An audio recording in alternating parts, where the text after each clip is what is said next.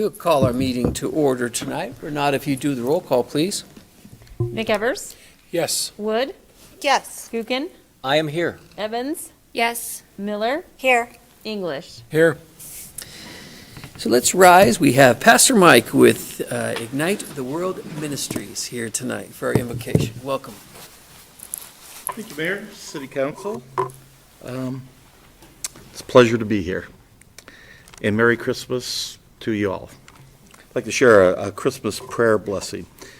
Let's pray. Heavenly Father, we just thank you today for just the abundance of blessings to, first of all, thank you, Lord, for letting us live in such a beautiful city. Wow, what a great city. And we pray a blessing over the City Council for wisdom to guide our city in many affairs. A blessing over the citizens of Coeur d'Alene. I think of it as the city of kindness and friendliness and generosity. A blessing, of course, for the cure of COVID-19. That the vaccination will be here soon. A blessing for a better and a healthier 2021 for all Americans. And a blessing of hope and peace and eternal life in Christ Jesus our Lord, the reason for the season. We just thank you for all your blessings, especially as we reflect at this Christmas season. So much to be grateful. And with that, I just say, Merry Christmas, Happy New Year, Amen. Woody, could you lead us in the pledge, please? I pledge allegiance to the flag of the United States of America and to the republic for which it stands, one nation, under God, indivisible, with liberty and justice for all.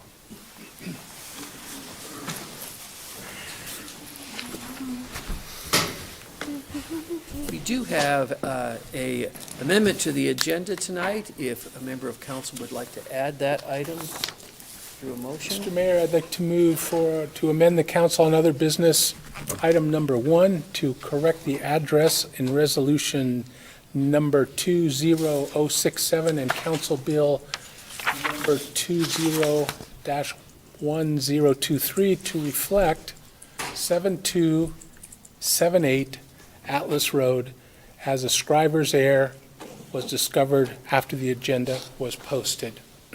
Second. Motion and a second. Any further discussion? All those in favor? Aye. Any opposed? That is added to the agenda. Now is the time for public comment. If there's anyone that wishes to discuss a general topic with the city council as pertaining to city business. I don't know if there's anyone in the audience that would wish to have public comment. Anyone on Zoom? Renata?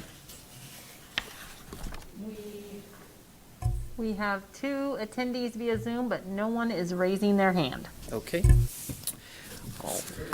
All right, so we'll move on to announcements. Any member of the council have any announcements tonight? Woody? Quick one, this is our last meeting of the year, you guys. Isn't that weird to think of it? We haven't even got to Christmas yet, but it's our last. So I wish everybody a Merry Christmas, Happy New Year.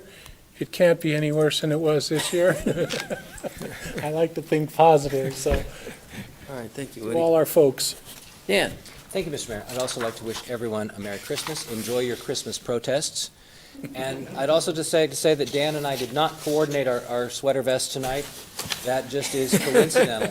So, thank you. All right, thank you, Dan.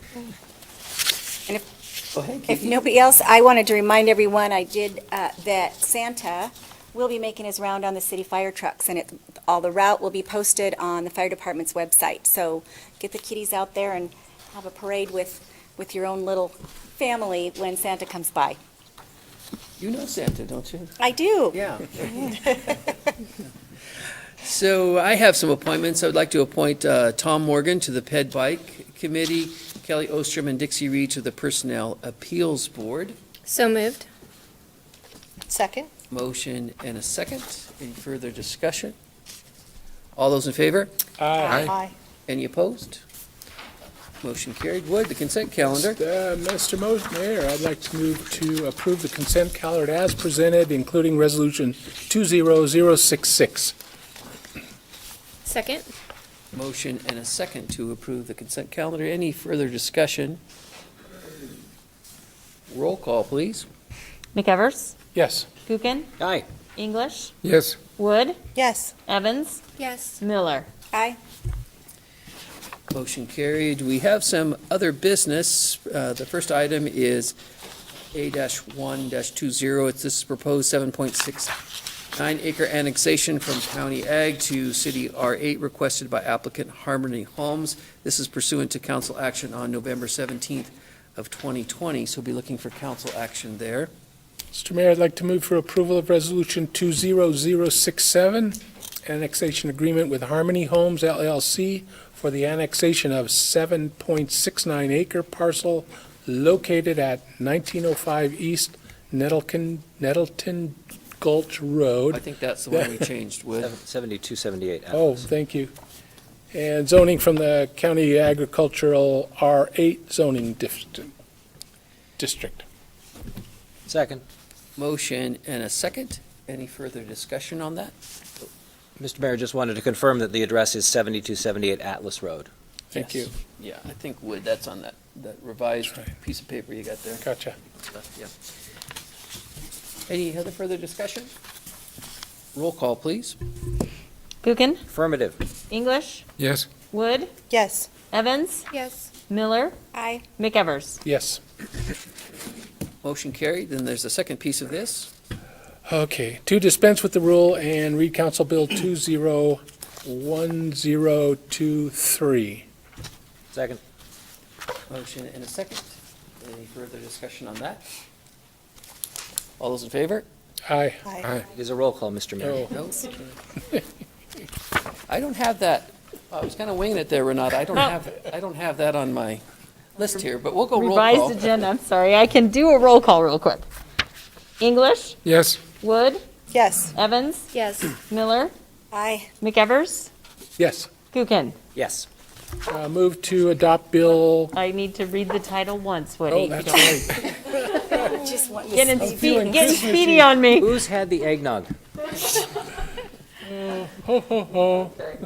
Council Bill number 20-1023, an ordinance annexing to and declaring to be a part of the City of Coeur d'Alene, Kootenai County, Idaho, specifically described portions of Section 27, Township 51 North, Range 4 West, Boise Meridian.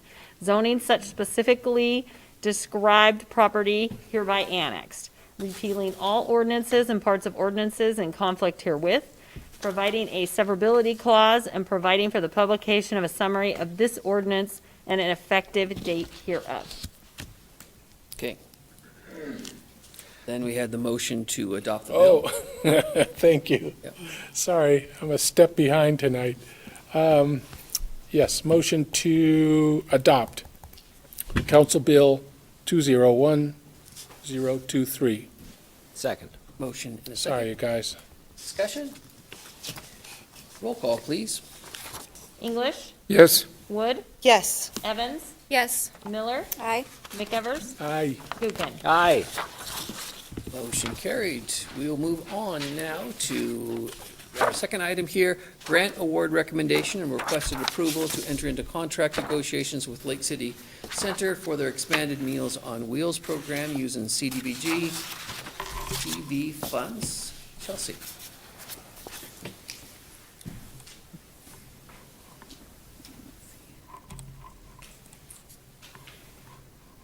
Okay.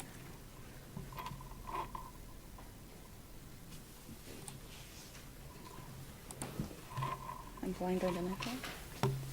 All right, good evening, Mayor and Council. So tonight's decision point is, should City Council authorize staff to proceed with an agreement to fund Lake City Center in the amount of $18,292 for their expanded Meals on Wheels program with CDBG-CV funds in response to COVID-19. Lake City Center is requesting $18,292 for their expanded Meals on Wheels program due to the increased need as a result of the COVID-19 pandemic. So in March, we received $199,675 in the first round of CV funds, and then in September, we received an additional $247,124 in the third round of CV funding. So funds can only be used to prevent, prepare for, and respond to coronavirus, and they need to prioritize the needs of our low and moderate income population. So in total, the city will receive $446,799 in CV funds from HUD, and we have allocated $201,431 so far for projects like homeless sheltering, the first expanded Meals on Wheels program, food pantry, domestic violence victim support, child care assistance, the academic support with Boys and Girls Club, and our utility subsistence program, and then our staff administration costs. So staff is recommending funding Lake City Center in the amount of $18,292 for their expanded Meals on Wheels program. This is a breakdown of the projects that we have funded so far. And Lake City Center did receive $3,686 previously for some food trays for to-go meals at the beginning of the pandemic. So that's where the total allocations come in. So of the $446,000, we've allocated just over $59,000 for admin costs, and then our projects funded in the $201,000 leaves us with $186,208 to spend on projects. And then if we fund the Lake City Center project tonight, that leaves us with $167,916. So the need for expanded Meals on Wheels has increased since the onset of the pandemic due to social distancing guidelines, exposure to the virus, and some illnesses within the center. The dining room first reduced their seating capacity, and then they did close. As far as I know, they're still closed in the dining room. And that increased the need for to-go meals by about 38 to 40%. So what they would like to use the money for is to purchase additional food trays. They want to purchase a shipping container for storage, extra food to meet the additional demand, and then 2 freezers for storage. And this is their breakdown of their budget. They're asking for 2 freezers and then the installation costs, which might include some electrical upgrades. So this project falls under the CDBG National Objective Benefit to Low and Moderate Income Persons, and the activity code is 05A Senior Services. And our recommendation is that City Council should authorize staff to proceed with an agreement to fund Lake City Center in the amount of $18,292 for their expanded Meals on Wheels program with CDBG-CV funds in response to COVID-19.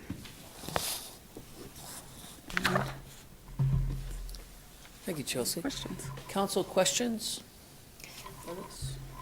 Christie, Chelsea. You can go, Kiki. That's fine. I just wondered if there is any information on how long this will extend in the expanded program? That I'm not sure.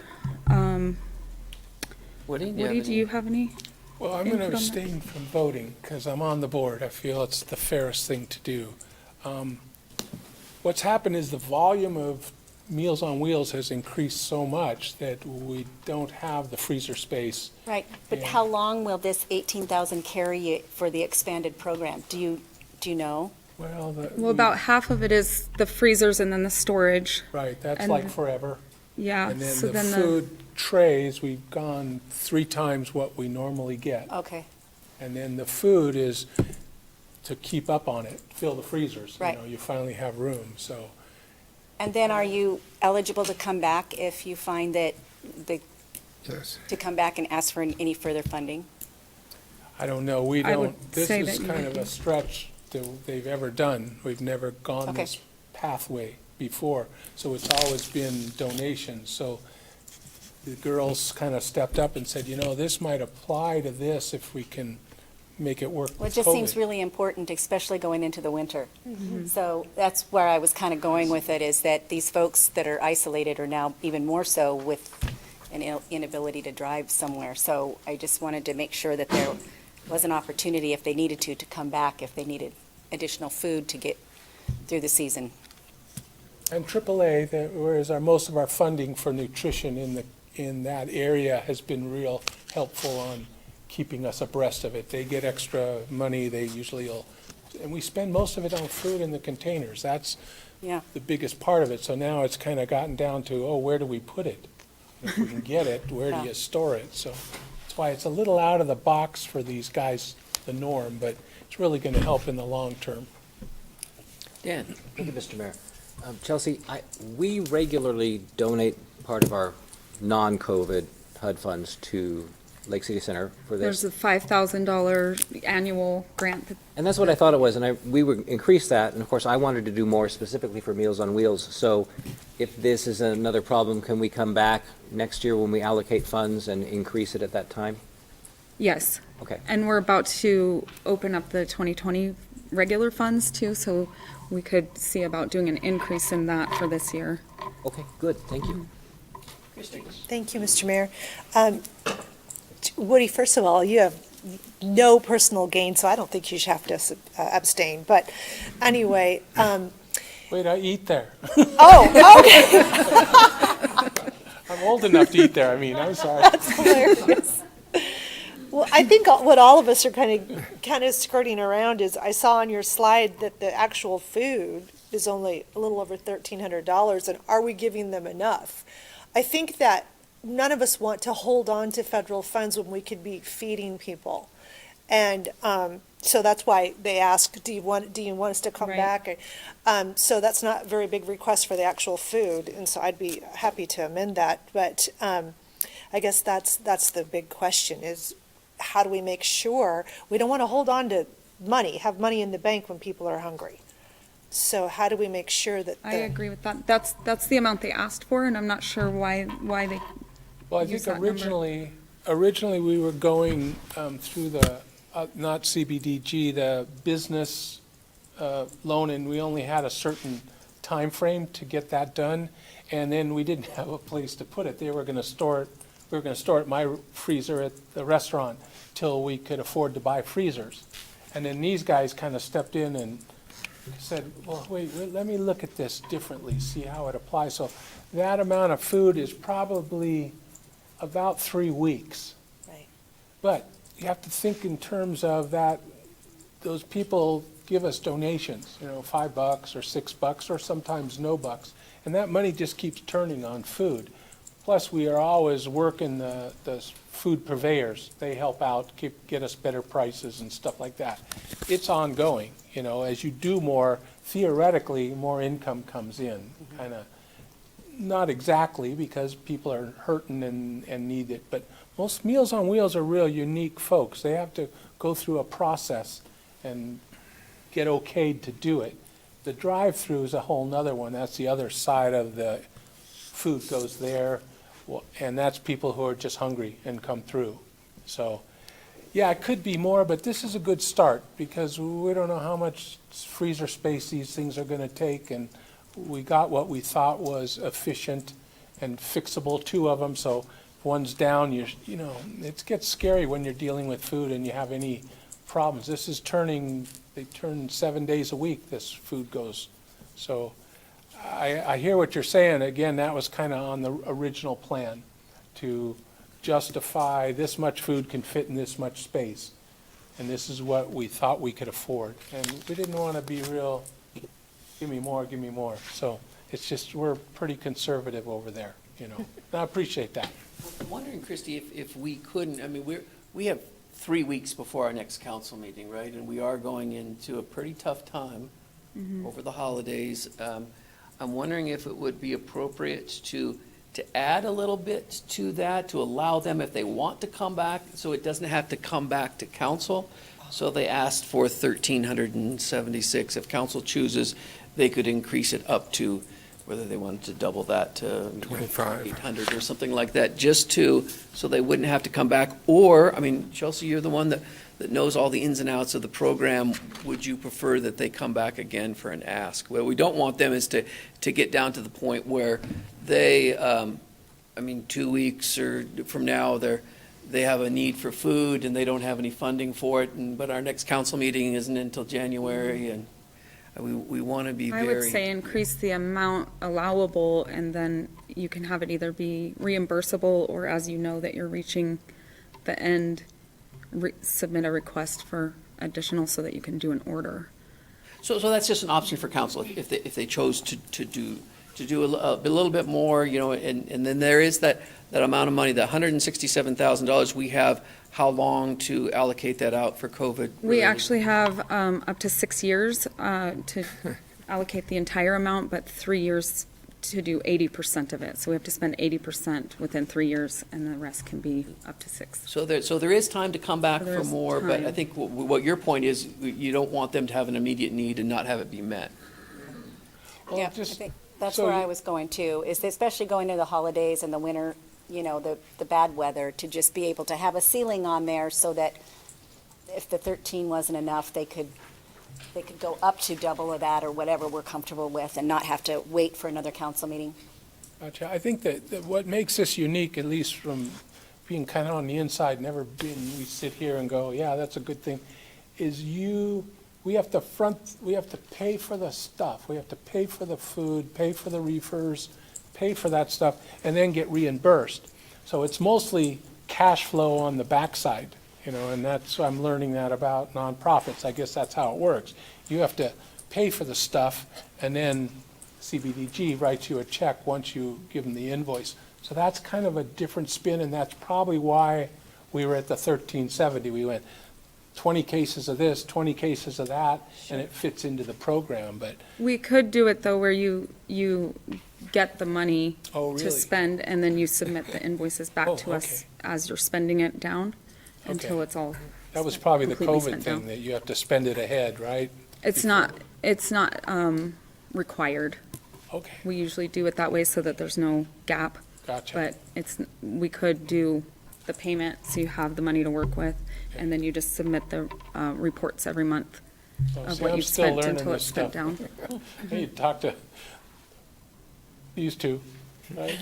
Any other question, Dan? Well, just as, I'm glad to see the free, some of this is going to be long-term, like the freezers. I remember actually when at AAA and we got the call that for whatever freezer they had at the time went out, and we went down there and had the human chain. Luckily, it was cold enough that we could just put stuff out on the snowbank, but that's not the way you want to have to do it. And the container is good, so,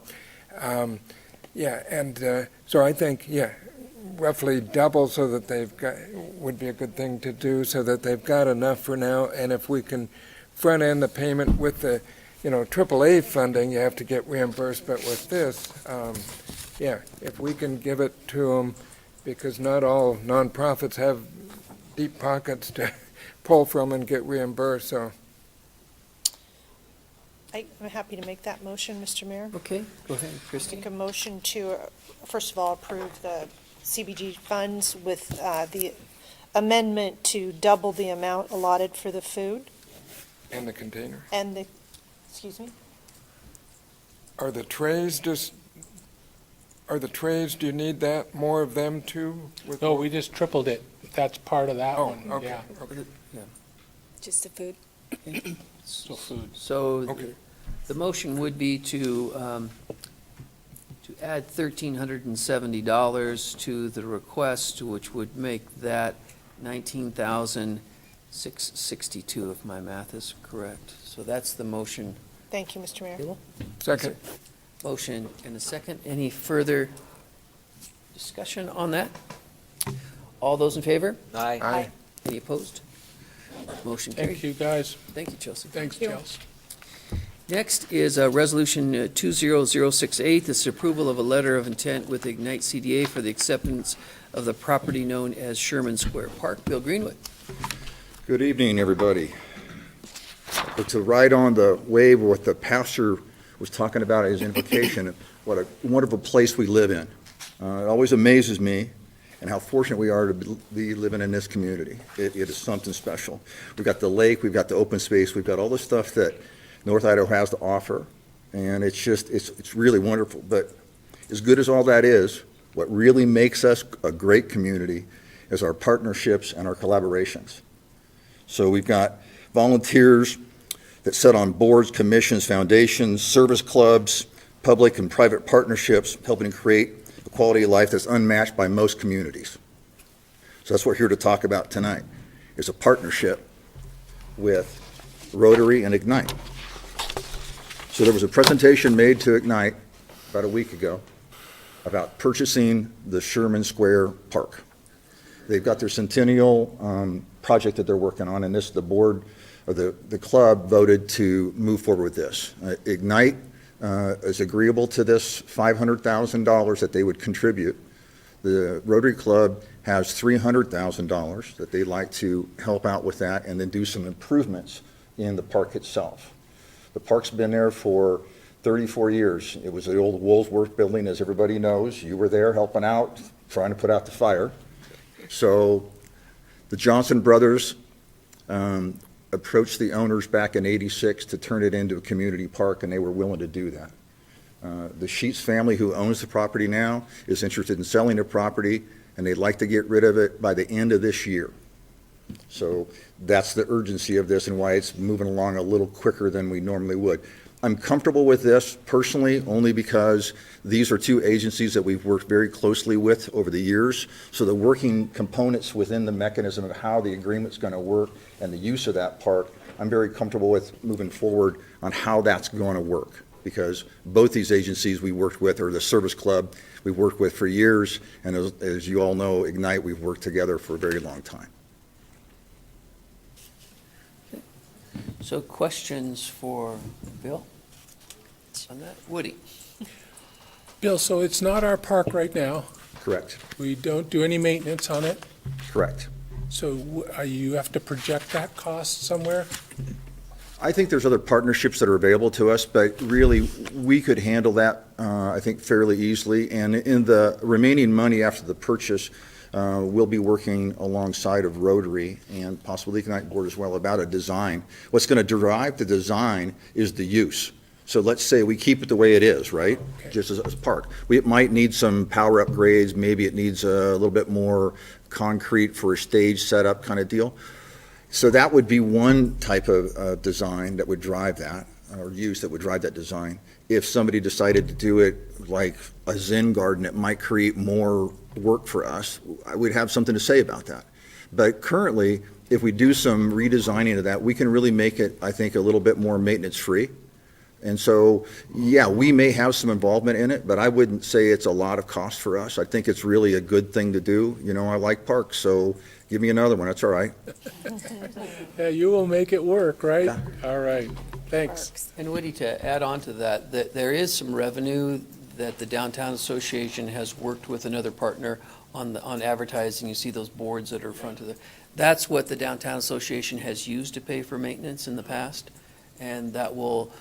It helps offset the tax costs and I think some water costs on that meter. So there are funds available through the sale of that advertising in conjunction. Again, you probably want to add the Downtown Association as a Right. partner in that as well to Right. help pay for some of those maintenance costs. So it's not going to be a city park, is that correct? Well, I think ultimately, the idea is after the upgrades are done, it would be gifted to us, the city, and then I think that the best thing that would land in the parks is where it should land, and it would be protected to be a park forever. Sure. But the advertising, we don't do the advertising in parks now. Would that stick to it, make it unique? Well, I think we can do it because we're not bound by any federal restrictions. Like, for example, Land and Water has some issues we have to work through on Okay. that. But this would be a privately held thing, so I don't think we would have any issue with being able to do something a little different at this site that we've not done at parks before.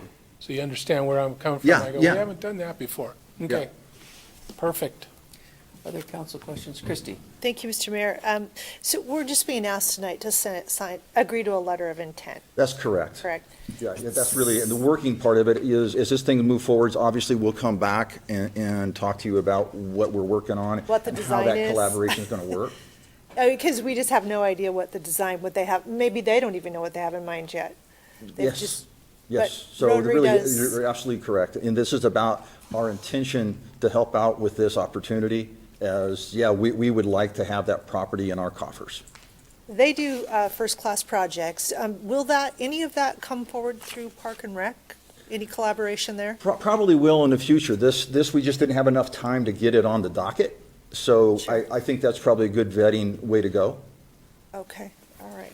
Bill, I could spend a half hour talking about how great of a job you've done on Atlas. Thank you. And I haven't had an opportunity to do that. Mayor won't let me talk that long. I'll just tell you that right now. But Atlas is tremendous. You do such a great job with parks and, Well, our partners in that project have got to take most of the credit. They've done an excellent job. well, you had to steer the cats, so it's fabulous. So, okay, Thank I think I totally understand what you're trying to do tonight. Okay. Thank you.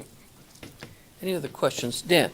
Thank you, Mr. Mayor. Just a comment in that, and I don't have no objections to this. I think it's cool. I always thought it was a city's anyway. But just procedurally thing, Christie, when we do this kind of stuff with a letter of intent, we're done. It's going to happen. So just to let you know. Okay. So what, are you suggesting, Dan, that we should do we should? No. do- This means that it's the intention of council to go ahead and follow through with this. It means we're not going to, if you want to back out, now's the time to mention it. Oh. That's well- what I'm saying. So if that's generally the way these kind of things work, it's not like we're going to do this and say we have a letter of intent, and then Bill comes back to us and says, here's what we want. And we're like, no, we don't really want to buy it. Too late. So it happens now. And then- just to further clarify, what the question really comes down to is, are we willing to have this wonderful park that has been there forever donated to us, EGAD donated to us, and most members of the public for decades have thought it was city park anyway? Right. I did, and so, I mean, that's what it comes down to. And yes, there might be some, the maintenance stuff a little bit, but Right. like I say, what a wonderful opportunity, so. Yeah, you're correct. Yep, And it I'm is just game. that, it's a I'm game. donation. And the owners of it, there's been some conversation for a long time about the purchase of that, about the public purchase of that. And there really hasn't been any traction. Now, all of a sudden, they've said, okay, we want to sell this. They're interested, correct. And we want to sell it by December End of this 31st. thing, right. Is the public interested? And Ignite has stepped up and said, yes, we'll partner with Correct. that. I think the one thing that, it's just speaking for myself, and I think the other council members, we would like to be part of the plan. So I think it's appropriate, because this is going to come back and be under city ownership once the Lake District Agreed. closes in another little more than a year. And I think that it would be a good idea for council to put their stamp on a plan. Right, as Councilperson Wood mentioned, we would vet that probably through Park and Rec, and it would come on to you guys as well. So we can get together with the three groups that are working on this and, hash out a plan and bring it forward. Yeah. All right, so we're looking for council action. Mr. Mayor, I'll make a motion to approve resolution number 20-068, approving a letter of intent with Ignite CDA for the acceptance of property known as Sherman Square Park. Second. Motion and a second. Any further discussion? Roll call, please, Renata. McEvers? Aye. Gookin? Yep. English? Yes, Wood? Yes. Evans? Yes. Miller? Aye. Motion carried. Thank you. We'll move on to our public hearings for tonight. The first hearing is a legislative hearing. This is the adoption of the 2018 International Building Code with amendments, the 2018 International Residential Code with amendments, the 2018 International Energy Conservation Code with amendments, 2018 International Fuel Gas Code with amendments, the 2018 International Mechanical Code with amendments, and the 2018 International Existing Building Code with amendments. Ted is going to explain all of that to us and make it so we understand it.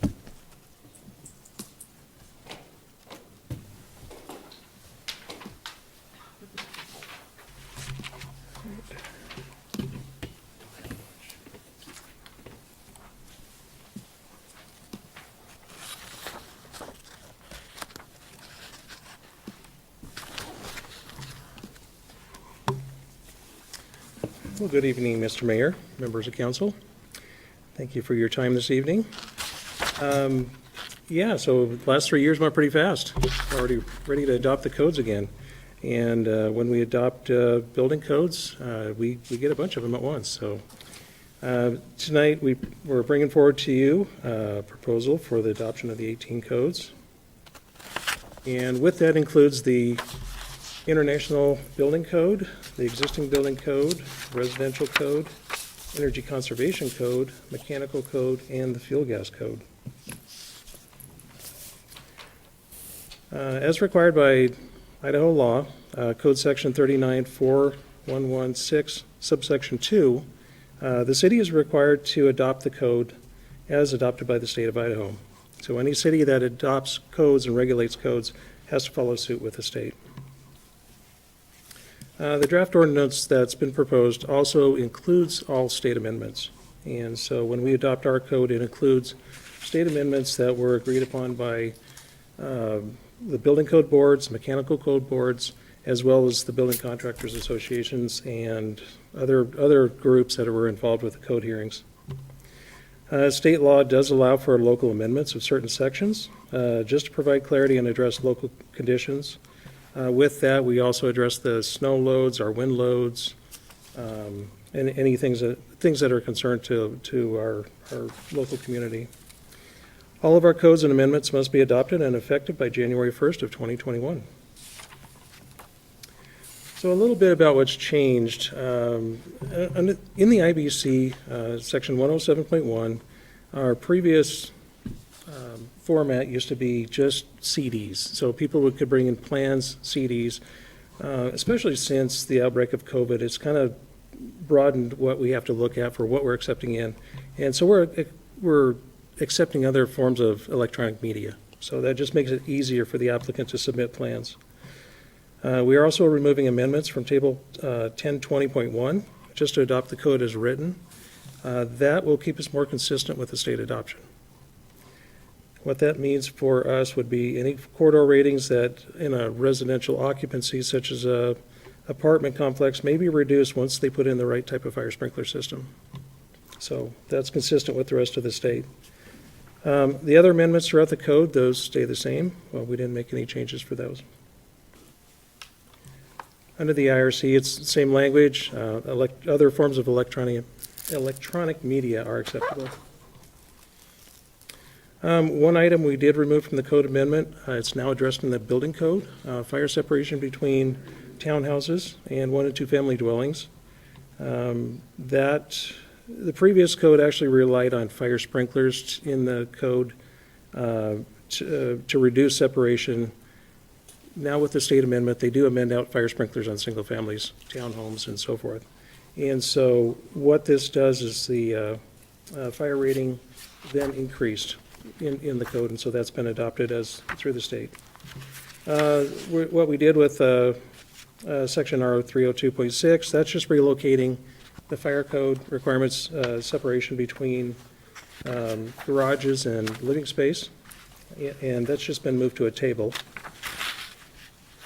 Another item we've added is Appendix J, existing buildings and structures. This actually relaxes some of the building codes that you find on existing buildings. What we've run into over the past is a lot of older homes in town have lower ceiling heights in the basements. And so this allows you to go below 7 foot on the ceiling height.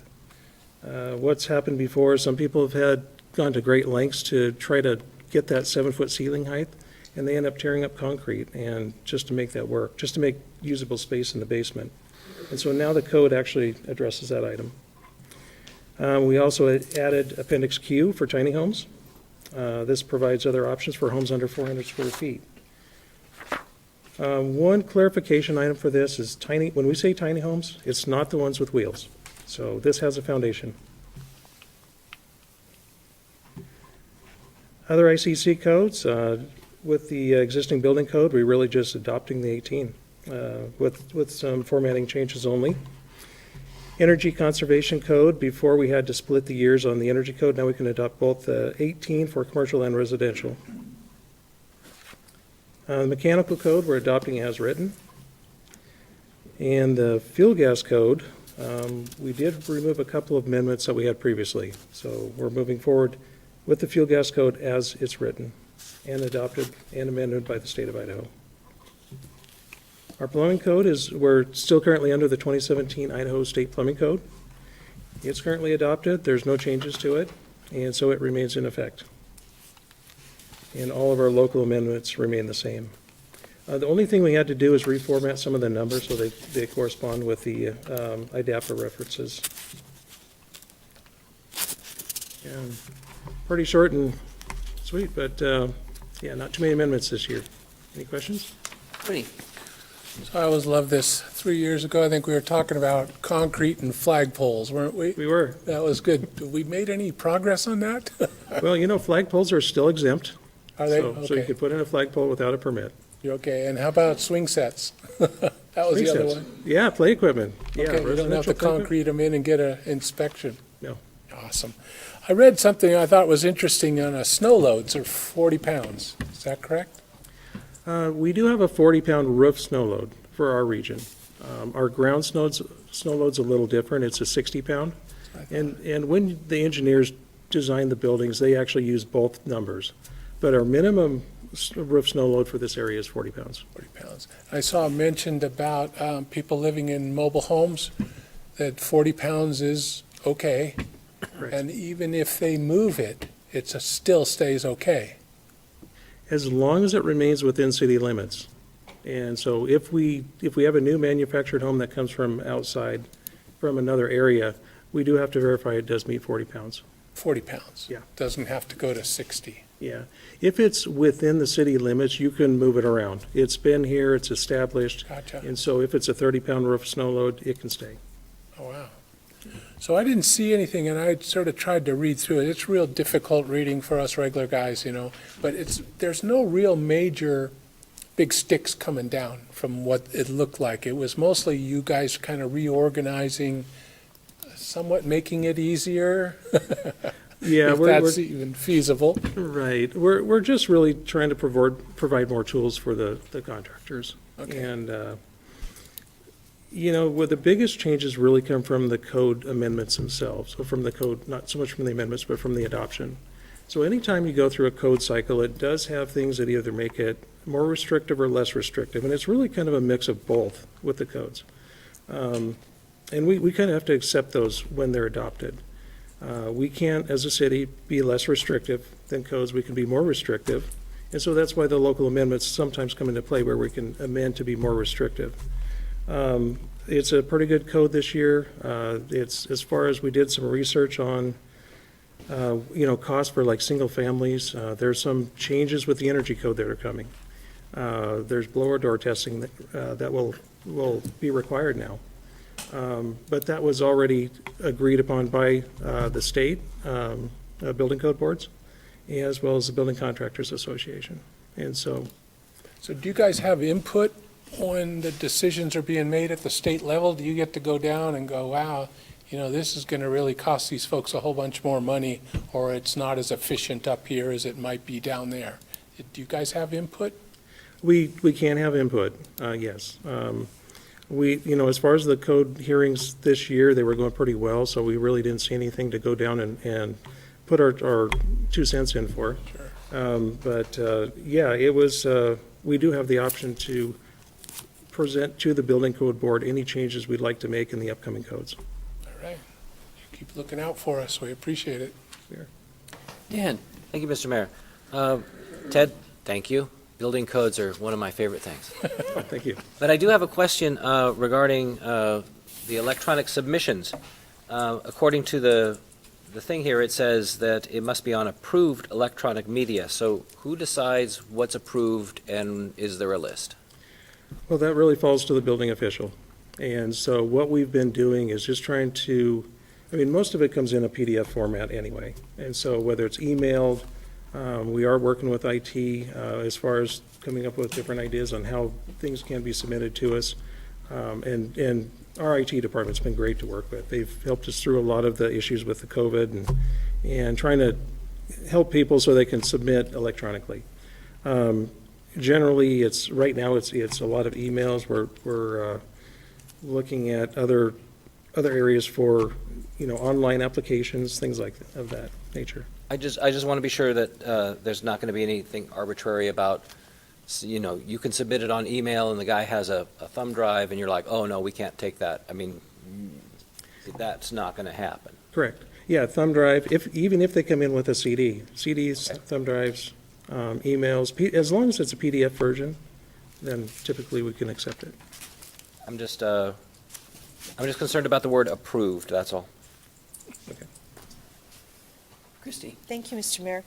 Normally, I wouldn't ask this, but since we do annexations, I'm curious, do our building code, state and international code, how well do we comport with county?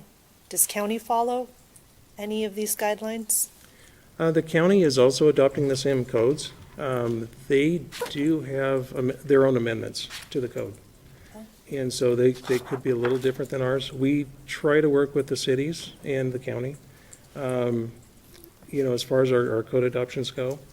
For the most part, we did coordinate with the local cities, and we're pretty uniform. There's going to be a few differences because each city kind of has their own interest on how they want to look at things. And so, yeah, the county will likely have a few differences than the city. Thank you. And Ted, the one thing that you mentioned is that an entity can be more restrictive than the state, that can't be less. Correct. Right, so we could have something that maybe the county doesn't, or maybe the county has something that we don't, but there's a baseline that everyone has to follow. Great. Thank you. Other questions for Ted? If there aren't any other questions, be looking for council action. Mr. Mayor, I'd make a motion to dispense with the rule and read Council Bill 20-1024 once by title only. Second? Public hearing? Is that the wrong motion? No, That's right. this is legislative. So we have a motion, a second. Renata, I didn't have anyone on the list. Thank you for reminding me. I It's a didn't have public any- hearing. I didn't have anyone on the list to have public comment. So now we can proceed. So motion and a second to dispense with the rules. Any further discussion on that? Roll call, please. Evans? Yes. Miller? Aye. McEvers? Aye. Buchan? Aye. English? Yes. Wood? Yes. Motion carried. Renata, if you'd read the title, please. Council Bill number 20-1024. An ordinance amending sections 15.08.005 and 15.12.010 of the Municipal Code of the City of Coeur d'Alene, Kootenai County, Idaho, to account for the recent adoption with amendments and revisions of updated versions of uniform codes by the state of Idaho, providing for the repeal of conflicting ordinances, providing for severability, and providing for the publication of a summary of the ordinance, and providing for an effective date thereof. And then the second part of this. Mr. Mayor, I make a motion to adopt Council Bill 20-1024. Second? Motion and a second. Any further discussion? Roll call, please. Evans? Yes. Miller? Aye. McEvers? Yes. Buchan? Yep. English? Yes. Wood? Yes.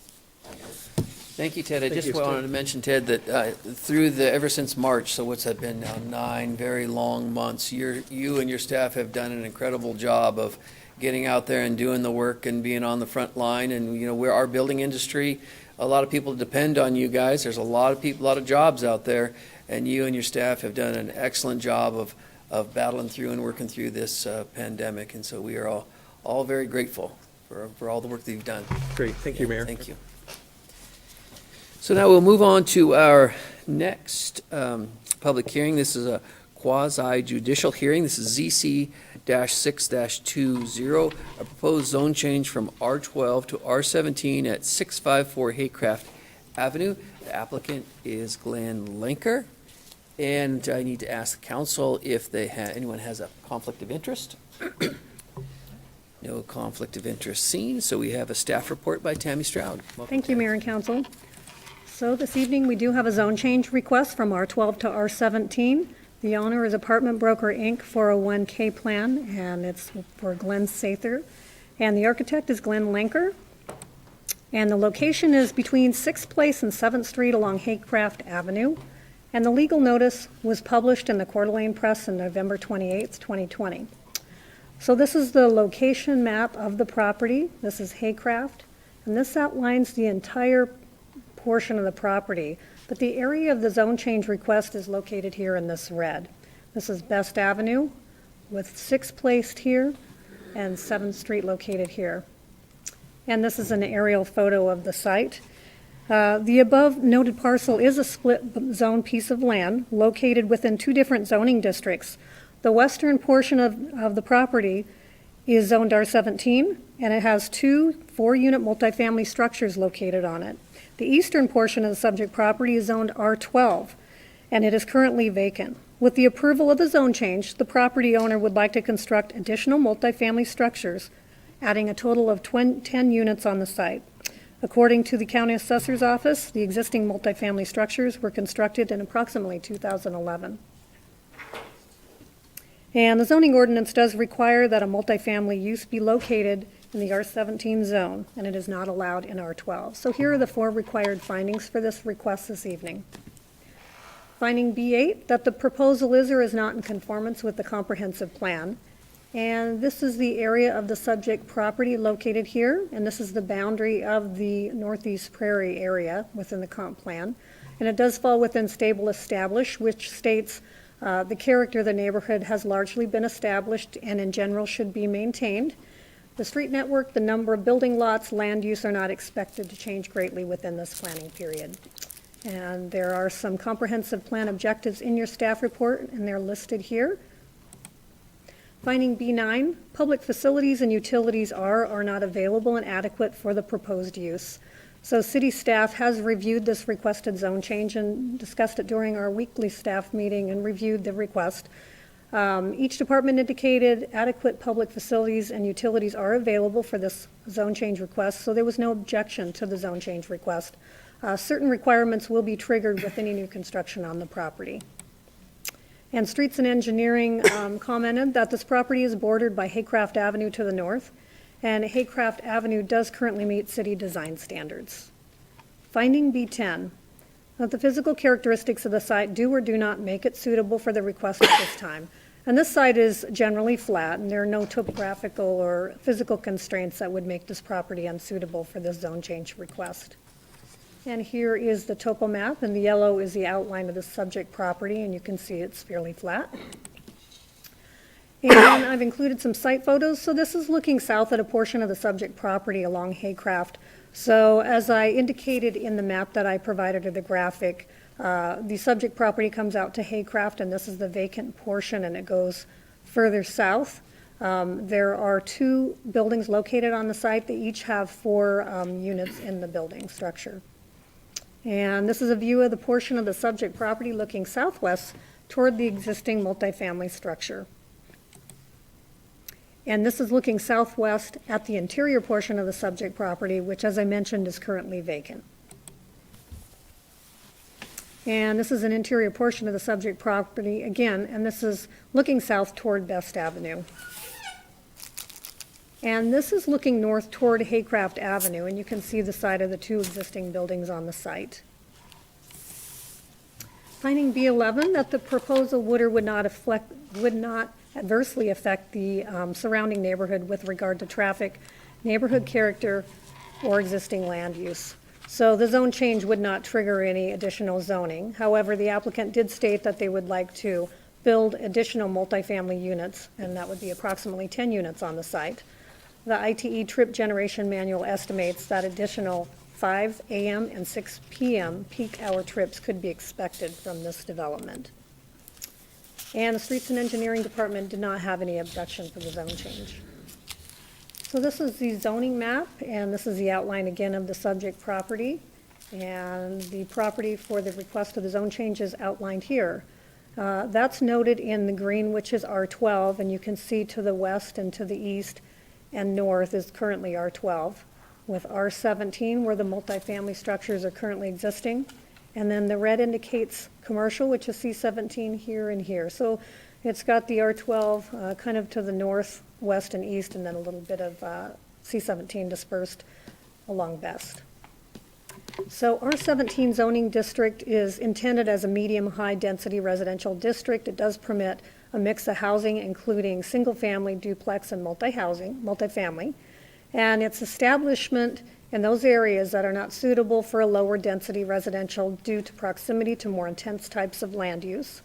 And it's an appropriate transition between a low-density residential and commercial districts, or as a buffer between arterial streets and low-density residential characteristics or districts. So I've included a list of the principal uses.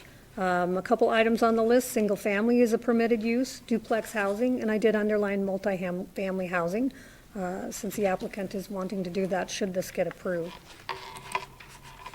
And this is our zone change map that I've included. In the vicinity of this subject property, there haven't been too many. ZC 406 was a zone change request, and that was R12 to R17. And then ZC 395 was a request from R17 to C17L, and that was in 95. And then further south, on the south side of Best, ZC 595, which was, I believe, R17 to C17L with a special use permit.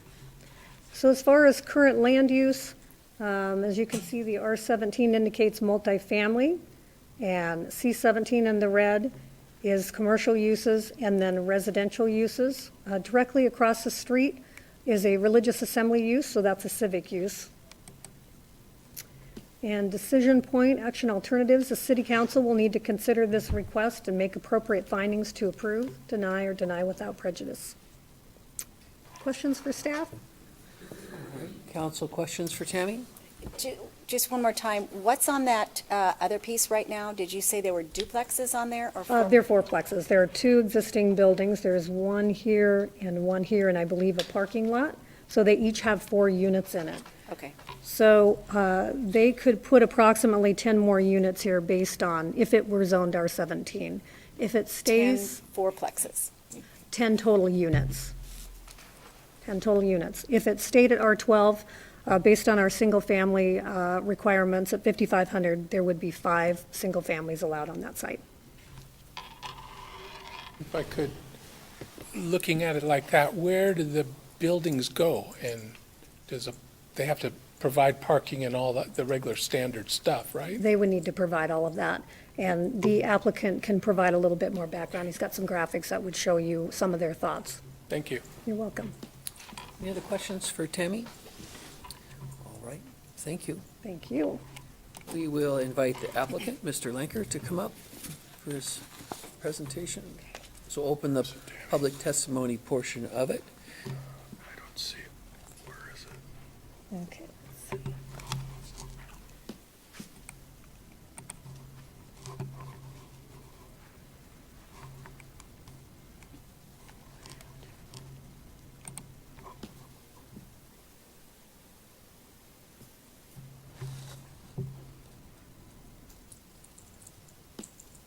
Okay, Chaz, we're looking for it. Might have gotten shut down.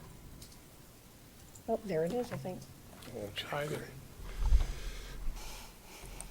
So Renata, you would like to swear Mr. Lenker in. Renata will swear you in. Okay,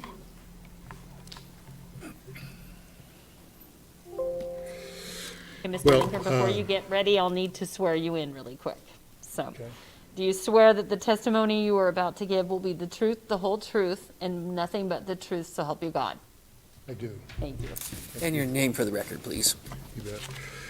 Good evening, Mayor Widmer and members of the City Council. My name is Glenn Lanker. My address is 1029 East Shadowwood Lane here in Coeur d'Alene, and I'm the architect for the project. And a lot of good information was shared in the staff review and presentation, so I'll just be brief. But my purpose is to just to highlight some aspects of what is being proposed. Even though this is a zone change request, we have put some thought and effort into preparing a proposed project, gone through an initial preliminary review with the city and gotten some good comments and feedback. And I just wanted to point out a few things that show how, in support of the zone change request, the comp plan objectives are that this fits well along with your infill housing ordinance that you've been working on. So it's also It's also helpful to point out that that this zone change, if approved, would correct an anomaly, because here you have one property that has two separate zoning designations, and this would obviously make it consistent for the whole parcel. In addition to the comp plan objectives that this fits well, that was in the submitted narrative as well as in the staff review, what we are proposing that you'll see is consistent with this infill housing initiative. The city should be commended for for taking this on, because, and I attended the forum last year, but to really look at how right now the typical housing choices are either single family or large apartment 3-story buildings, and there's a whole host of other options, and again, you should be commended for sharing those and producing your infill housing, because there is a lot more options that are create a better city and housing choices for a lot of different people. Let me just, again, real quickly show you what is being proposed. So as you saw in the aerial photos in the site plan, these are the two existing buildings that are each fourplexes. If approved, we're proposing 3 additional buildings, and the overall density with the R17 would be 19 total units. With the 8 existing, we would be adding 10, so we would be 1 less than what is allowed. But just to touch quickly on some of the comp plan objectives, to utilize existing infrastructure to help prevent sprawl, to create walkable neighborhoods and convenient pedestrian access are all part of this site and this proposal.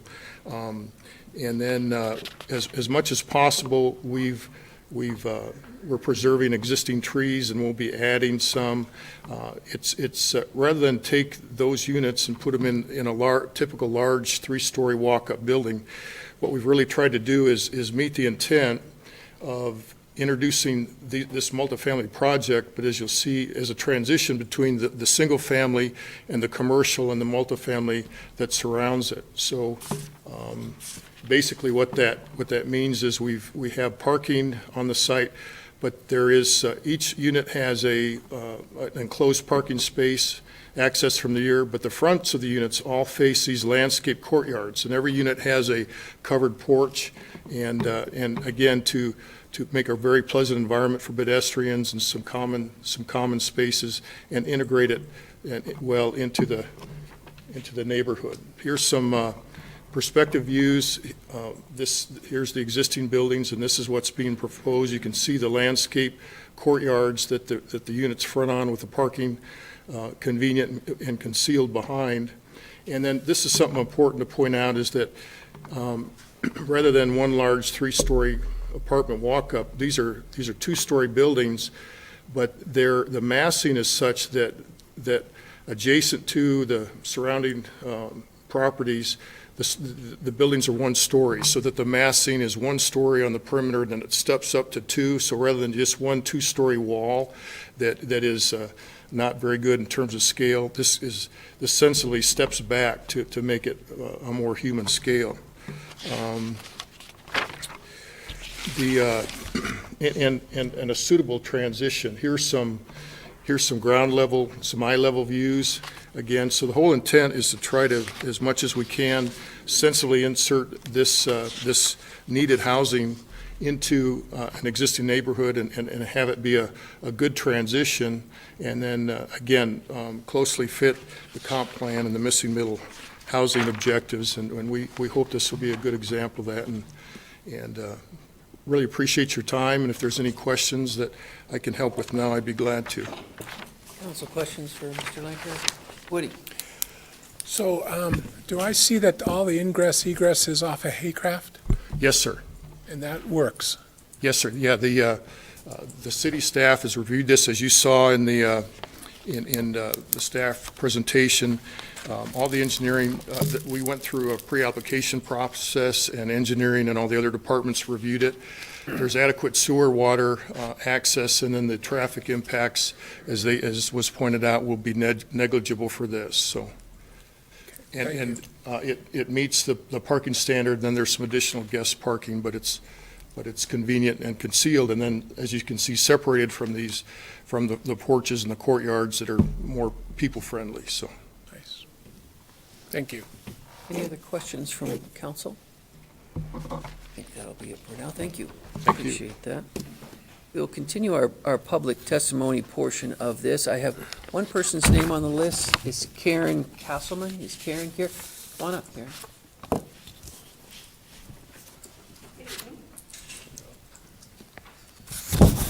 So Renata will do her thing and swear you in.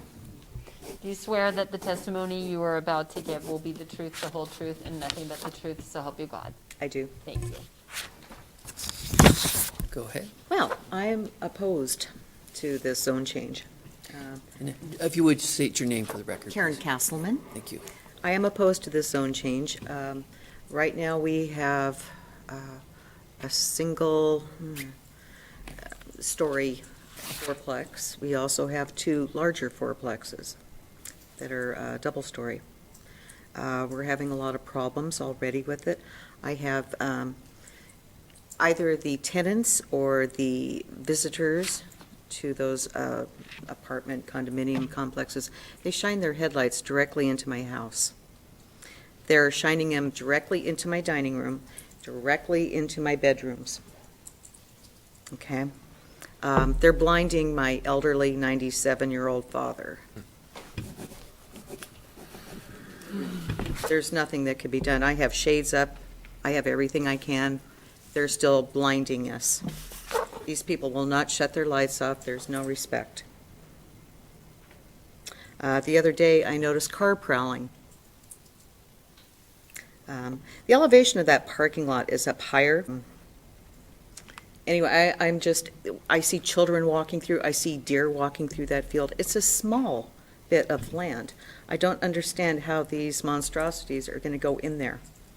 It just seems like everything's building up and everything's being built on every single little parcel and every single little bit of soil in this town. And it's just a shame. And this is not the Coeur d'Alene we moved into. Thank you. And other than that, I just don't know what else to say other than, well, how's it going to affect our taxes? What about fires? What about streets? Where's the fire access? The fire trucks? It's a small bit of land. It is not that big, and with what's there already, I don't know how it's going to fit in there. So anyway, I am totally against this zone change. And I did want to point out something else. When I received this public hearing, this is the third one I've received. The one previous to that, I tried to call in, and I'm afraid your Zoom did not work. At the planning commission meeting? Sorry? At the planning commission meeting, you're saying the Zoom didn't work? The last public hearing on September 15th to rezone property. So I'm afraid other people were not given the opportunity to comment on that either. I have an email here from Hillary Anderson, who said she looked into the Zoom issue that I had with prior meetings. It looks like the Zoom meeting information on the notice you received in the mail was incorrect. Apparently, the city council meetings on the first Tuesday of the month and the third Tuesday of the month have two different Zoom IDs. That may have been an issue. So unfortunately, I'm afraid other people were not allowed to comment. All right, thank you. So that's about all I have to say. I just don't want any more building. Thank you. Thank you. Mr. Mayor? Yes, Oh, Woody? there's some more people. No, Okay. that, so Karen was the only one that I had on the list. Renata, is there anyone out in Zoom to testify? Yes, it appears that we have two people that would like to comment, a Bob and a Carol. Okay, so how would you like to proceed with that? We can have Bob come forward with his public comment first.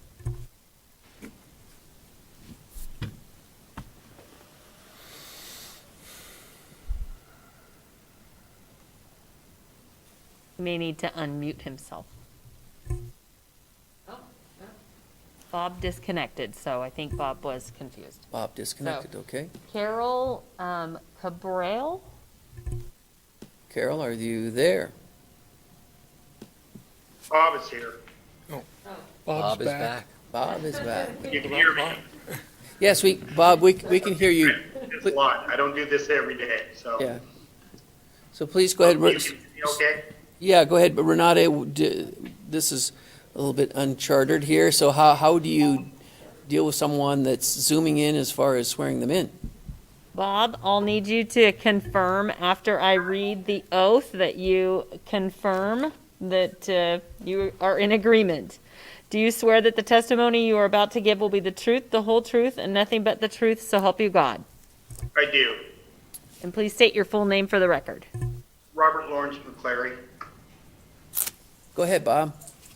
I'm just here to speak as a resident of the apartments that we are talking about.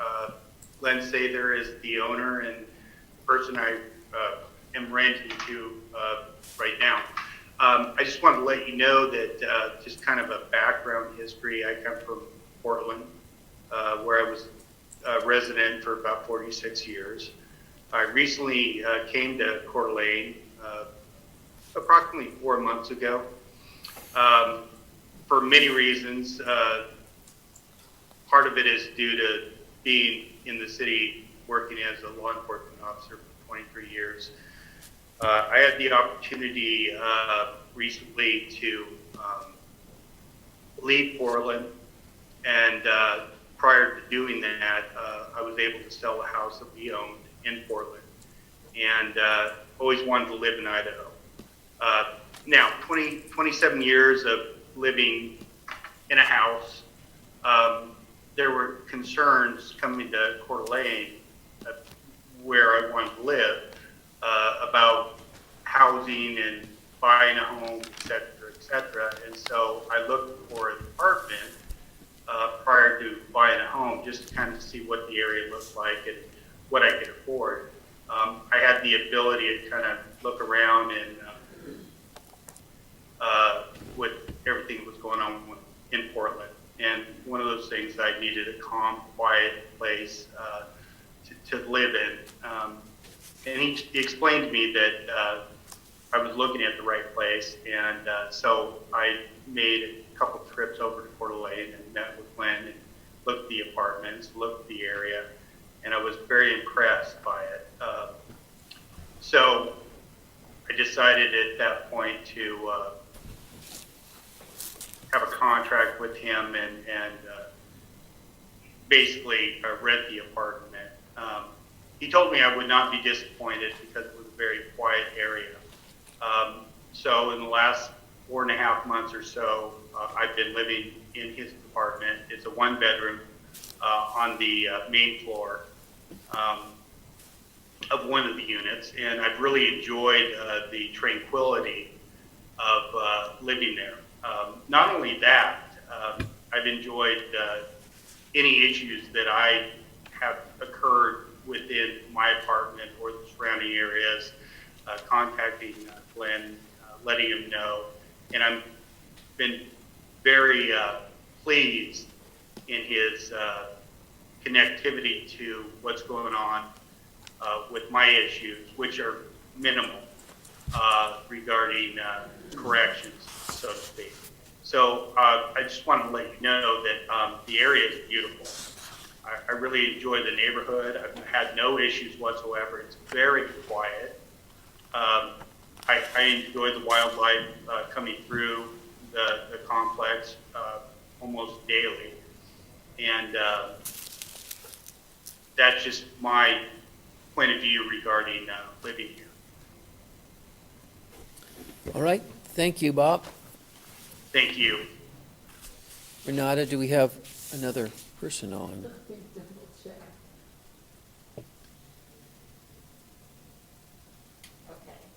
So it does look like we still have a Carol with her hand raised. So Carol, can you hear us? Carol appears to be muted still. This is Carol, also known as Glenn Sather. I've got my daughter-in-law's computer. Sorry about that. I wasn't trying to speak up on anybody.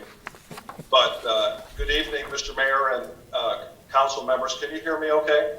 Yes, we can. So Carol Glenn, we will have Renata. So thank you for your time and your consideration tonight. I really appreciate it. I wanted to tell you I intended to be there, but then I had some travel plans that I was working on. They were canceled, and I'm a little under the weather, so I'm doing everybody a favor, staying away, self-quarantining. So Glenn, Glenn, I just want the council members to know that a great deal of thought. you want to Glenn, we need to swear you in first before you give public testimony on this matter. Are you ready? I'll need you to confirm after I make this oath to you. Do you swear that the testimony you are about to give will be the truth, the whole truth, and nothing but the truth, so help you God?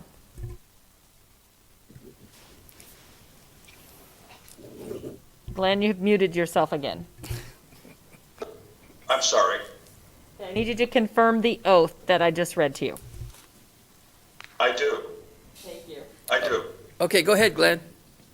Okay, so thank you for your consideration here. I just want to stress a couple of things. I've been in the apartment world for a lot of years, and over the years I've picked up some really good ideas that I've tried to incorporate into this project. We scaled it back from possibly 3 fourplexes down to 2 triplexes and a fourplex. So we're trying to maintain the pedestrian feel in this project as much as possible, because we recognize that packing them in like sardines is not a good idea for anybody, for the tenant or for the owner. And as Bob indicated, I'm very hands-on on these apartments that we have, and I respect the tenants. I think of those tenants as my co-partners, and I respect their homes, I respect their time, and I want you to know that this project is not a short-term project for me. It's a long-term hold. I am very proud of that property, and I've owned it for a long time. And in working with Glenn Lanker, Glenn and I have tried to incorporate many of the features and amenities that I have appreciated in selling these different apartment buildings over the years. And one of those features is the stepped up visual on that roof line. We have tried to maintain a low profile backing up to the houses on the east side of the property, and we feel that we've done a good job. So a lot of the other amenities, we're putting in high quality finishes and fixtures, and we feel at the end of the day it's going to be an addition to the neighborhood that everybody can be proud of. So Glenn, can you hear me okay? Yes, I just wanted to add, I don't know if you were able to hear Karen Castleman's testimony, but regardless of the way that this issue goes tonight, it sounds like she may have a concern and an issue in regards to the headlight issue. And yes. you may, and I don't know if you've heard of the issue before, but you may want to touch bases with her about that. Yes. Because that seems to be an issue that maybe there's a resolution to. So again, I think there would be. I'm not sure where Karen lives, but I think in hearing her speak about the headlights, I'm assuming she lives directly across from where there is some parking now. And that parking space is going to traverse to a lower profile, to a lower level. Glenn might want to speak to that, because Karen is right, the existing parking space is higher than it will be when it's finished. Okay. So I'd be happy to work with Glenn and talk to Karen to see how we can address that. Okay, all right. Thank you. Thank you, Glenn. Yes, thank you. Yep. Renata, is that the end of that portion of it? I do not see any other public testimony. Okay. Yeah, if you wouldn't mind coming up and talking about just that headlight issue, because that I could see where that could be a problem. Sure.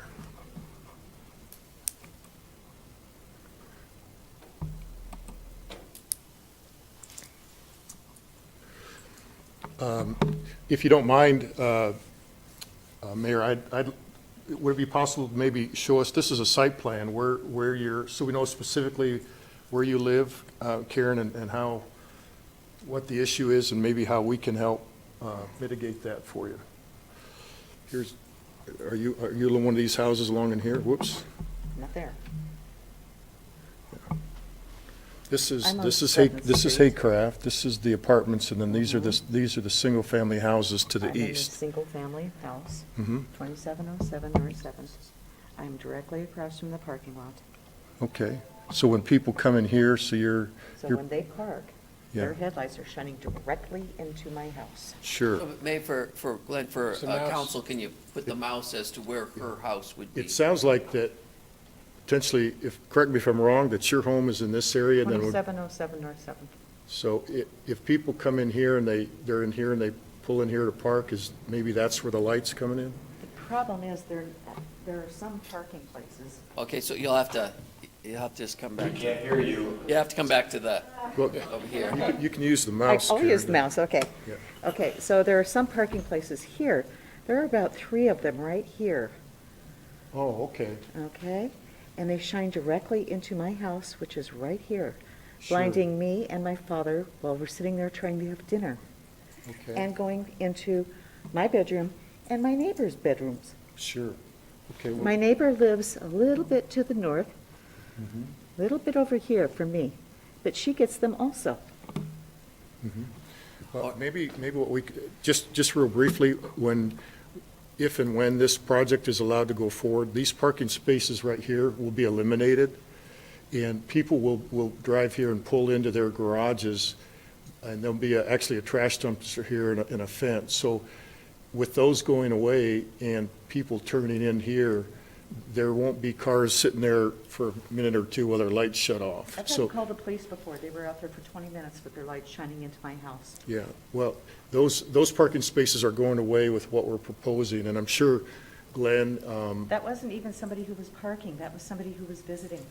They just left their lights running right into my house. yeah, well, I believe that with those going away and working with some type of screening that I'm sure we can work with the owner and you and make sure that we're good neighbors and address that for you, so. Okay, because it Okay, hasn't been that way now for thank several you. You years. can continue this. If it Okay. moves further, we can continue that Okay. discussion. Thank you. I will close the public testimony portion of this and see if there's any, what council would like to do, what's council's pleasure. Mr. Mayor, Yes, Chris. the owners can develop this regardless. We're just talking about if they could have additional units. So this will be developed. It sounds like they're willing to be good neighbors and try to work with the neighbors and solve some of those very annoying issues with the headlights. And so I would be inclined to approve this. This has gone all through our planning committee. All of the issues have been addressed as far as the fire access and any issues to city services. So I would make a motion to approve the proposed zone change from R12 to R17 at 654 Haycraft Avenue. We have a motion. Is there a second? Second. Motion and a second. Further discussion. Dan? Thank you, Mr. Mayor. So this is a zone change, and I think the architect has done a good job. I mean, it looks good. A lot of stuff from the infill, setbacks on the roof, stuff like that. Is willing to work with the neighbor, even though the zone change won't affect light spilling into another property. That has nothing to do with it. But it is a zone change. And when I look at a zone change, what I look at is the underlying zoning, what can happen in there, not this project. Because we're not looking at a project, we're looking at a zone change. The area, according to the comp plan, is stable established. Increasing density in stable established is not something I want to do. So I will be opposing this, not because it's a bad project, not because it's a bad idea or anything else, just because it's a zone change, increasing density in stable established, and I would oppose it on those grounds. Thank you. Other council comments? Okay, so we have a motion and a second. Roll call, please, Renata. Miller, No. McEvers, Yes. Gookin, No. English, Yes. Wood, Yes. Evans. Yes. Motion carried, and then we have a final part of that. Gets everything there, Renata. Mr. Mayor, I'd like to move to dispense with the rule and read Council Bill 201025 once by title only. Second. Motion and a second. Roll call, please. Miller, Yes? McEvers, Yes. Gookin, Yes. English, Yes. Wood, Yes. Evans. Yes. Renata, if you could read the title, please. Council Bill number 20-1025. An ordinance amending the zoning act of the city of Coeur d'Alene, Kootenai County, Idaho, known as ordinance number 1691, ordinances of the city of Coeur d'Alene, by changing the zoning designation of the following described property from R12 to R17. Said property being described as follows, to wit, Haycraft Estates, a portion of Lot 1, Block 1, commonly known as 654 East Haycraft Avenue, repealing all ordinances and parts of ordinances in conflict herewith, providing a severability clause, provide for the publication of a summary of this ordinance and an effective date hereof. And then the final piece. Mr. Mayor, move to adopt Council Bill 201025. Second. Motion and a second. Any further discussion? Roll call, please. Miller, No. McEvers, Yes. Gookin, No. English, Yes. Wood, Yes. Evans. Yes. Motion carried. Thank you. And I would just really encourage you to work with the neighbors on that light issue. It seems like something that's been going on and obviously is something that is bothering them. So if you would, as you move through the process, work with them, that would be greatly appreciated. Yes, sir. Yeah, all right. All right, thank you. Okay, the next hearing that we have is again a quasi judicial. It's ZC-7-20, a proposed zone change for property located at 1609 North College Way from R12 to LM Light Manufacturing. The applicant is Norman Anderson. Tammy, you're up again. Thank you, Mayor and Council.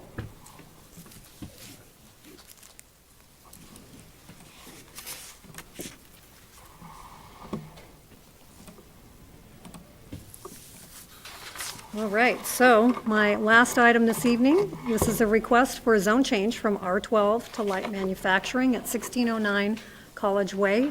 It's a .11 acre parcel, and that is calculated to be about 4,790 square feet as far as the vacant lot.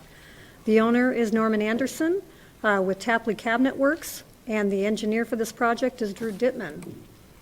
And it's located between La Crosse Avenue and Mill Avenue on the west side of College Way. And the legal notice was published in the press on November 28th, 2020. So this is a location map, just to give you a good idea where this property is. It's outlined here in the red. Northwest Boulevard is here. Mill Avenue is to the north of the subject property. La Crosse Avenue is to the south. This is College Way and Winton Elementary. This is a closer location map of the property, and if you looked at the county map, this would look like one large parcel outlined here. But as you zoom in, this is the subject property that they are requesting the zone change this evening from R12 to light manufacturing. Tapley does own all three of these underlying lots, but the request for the zone change is just for this lot here. This shows the subject property outlined again here, and you can see a portion of the Tapley Cabinet Works property located here to the south. So the subject property, which is immediately adjacent to Tapley Cabinet Works workshop, is a vacant parcel. With the approval of the proposed zone change, Tapley Cabinet Works intends to expand and incorporate this property into their existing production facilities. The original cabinet business on the south side of the property has been located in that present location since 1946. And the ordinance requires a light manufacturing use be located in the light manufacturing zoning district and not in the R12, which this property is currently R12. And by rezoning the subject property, it will allow for additional storage and assembly areas with the construction of a new building that would have the appearance of a residential structure on the outside, but will provide additional storage and space needed for the current business. And if this item is approved, it will provide additional storage and space needed for the current business, which would also reduce the number of trips to the site for delivering their materials. So there are 4 required findings for this request this evening. And I'll give you a little bit of history. This property, long time ago, was zoned R12. And in 1989, the applicant came forward to do some improvements on the property. I believe it was approximately a 600 square foot addition to the property. At that time, he was notified the property was zoned R12 and asked for the zone change for light manufacturing. So in 1989, this property was rezoned, the property to the south where Tapley is, to the light manufacturing zoning district. And the applicant does have a little more information to provide on that, but I thought I'd share that. Finding B8, that this proposal is or is not in conformance with the comprehensive plan. So this is the subject property located here in this purple, and this area is noted in the comprehensive plan as the transition area. And it's a neighborhood where the character of the neighborhood is in transition and should be developed with care. And the street network, number of building lots, general land uses are expected to change greatly within the planning period. And there are some comprehensive plan objectives in your staff report. Finding B9, that public facilities and utilities are not available and adequate for the proposed use. So city staff did look at this request and have commented that there are adequate public facilities and public utilities available to serve this proposed zone change. Finding B10, that the physical characteristics of the site do or do not make it suitable for the request at this time. So the site does have a gentle slope downward to the west. The front portion of it is fairly flat. There are no other topographical or physical constraints that would make the property unsuitable for the zone change request. And this is the topo map. The property is outlined here in the black. And these are 5-foot contours. And the front area, as I mentioned, is fairly flat, and then it does taper down. And again, this is the Tapley property here. They want to incorporate this, if it's zone change to light manufacturing, in with this subject property use. So I took a few site photos, and this is looking west from the subject property along College Way. And as I mentioned, it does taper down. This is a view looking northwest along College Way, looking north. And all 3 of the lots owned by Tapley's are vacant. And then there's a single-family dwelling unit that is occupied on the corner of Mill and College Way. And this is looking north along College Way toward the subject property, which is just beyond the structure. They use the structure as support office type for Tapley. And this is that structure again. That was remodeled years ago, and the applicant could give you some background, but they changed some of the features on the house to make it appear more like a residential use in nature. So this is looking west along College Way at the office that supports Tapley Cabinet Works Workshop. This is a view looking east along College Way at the existing single-family dwellings directly across the street. And again, this is view looking north along College Way, a little further up at the neighboring homes. And this is looking south along College Way toward Winton Elementary. And the property, subject property, is located about here.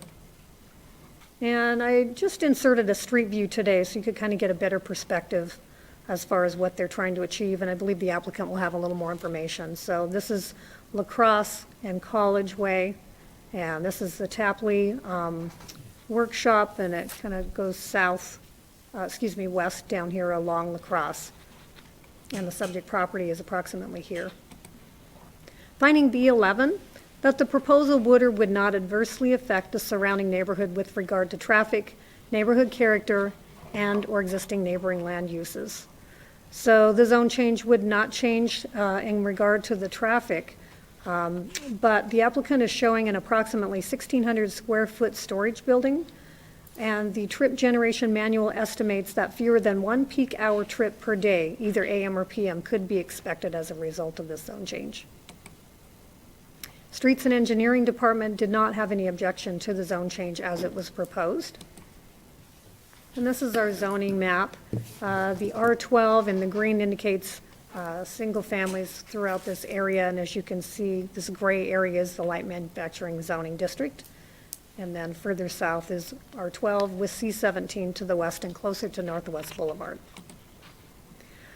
So proposed light manufacturing zoning district is intended to include manufacturing, warehousing, and industries that include indoor and minimal impact on the environment, and should be located close to a major or principal arterial and is suitable as a buffer zone for heavy industry. In this district, development of manufacturing land uses in industrial park and away from residential or sensitive areas is encouraged. So should this item be approved from R12 to light manufacturing, I've included a list of a few of the principal uses that are permitted in that zoning district. So these are the uses that could be allowed should it be changed to light manufacturing. And this is a zone change map. As I mentioned, this zone change was from R12 to light manufacturing back in 1989, which included all of the parcels.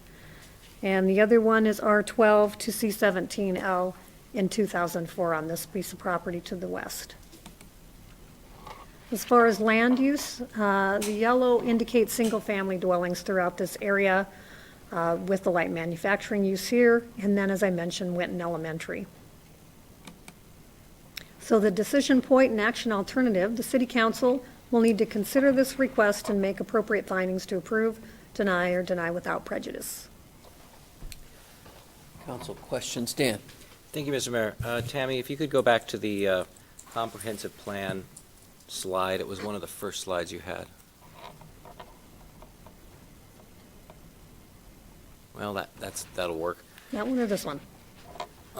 Yeah, that one's actually perfect. Okay. Interesting to me because on this slide it says that it's a transition area, but in the staff report printed, the purple is classified as stable established. Well, that would probably be more accurate then, since the legend on here is showing stable established. So you are correct, that was an error. Thank you. Thank you for pointing it out. Other council questions for Tammy? Tammy, I've got one. So this wasn't light manufacturing before 1989. I don't have that answer. I'm not quite sure about that. Well, it was zoned R12.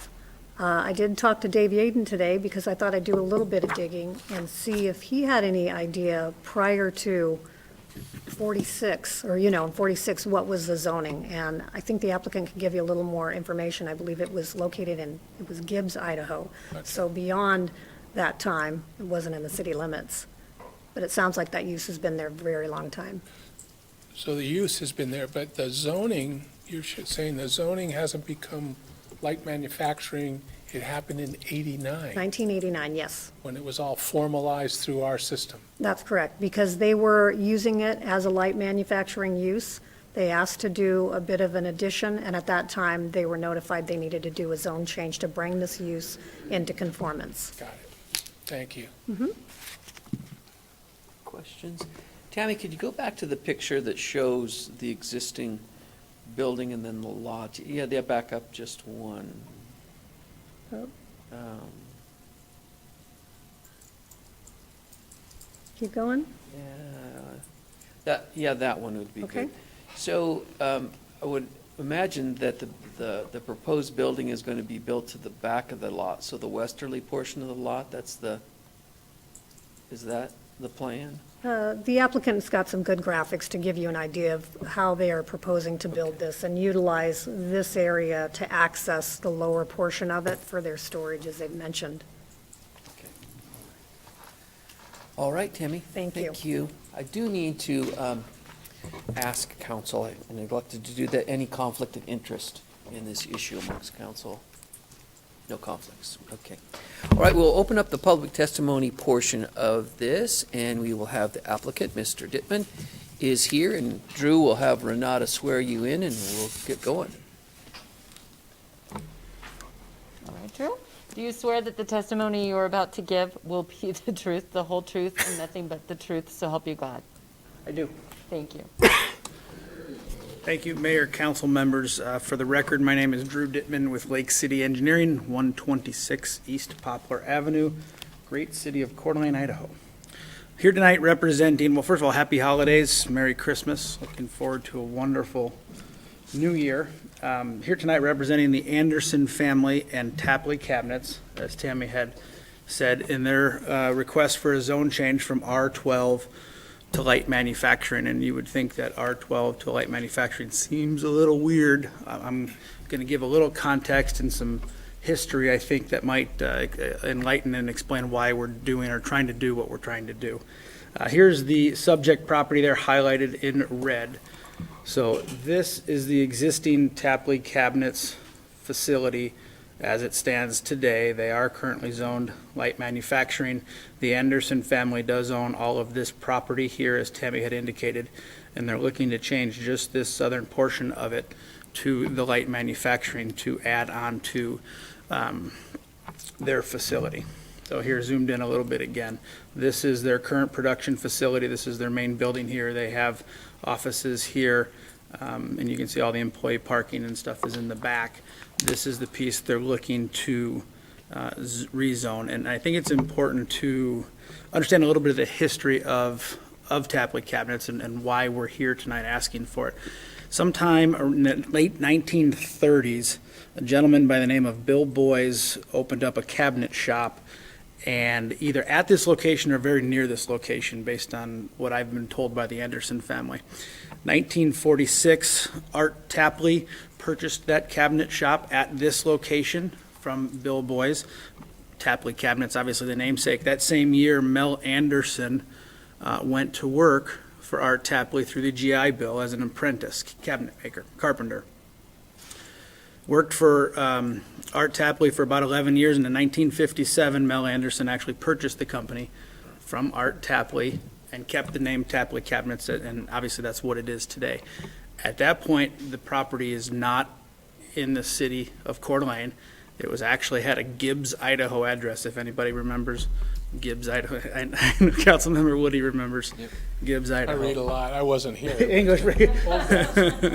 So just a little unique history. Yeah, they actually had a Gibbs, Idaho mailing address.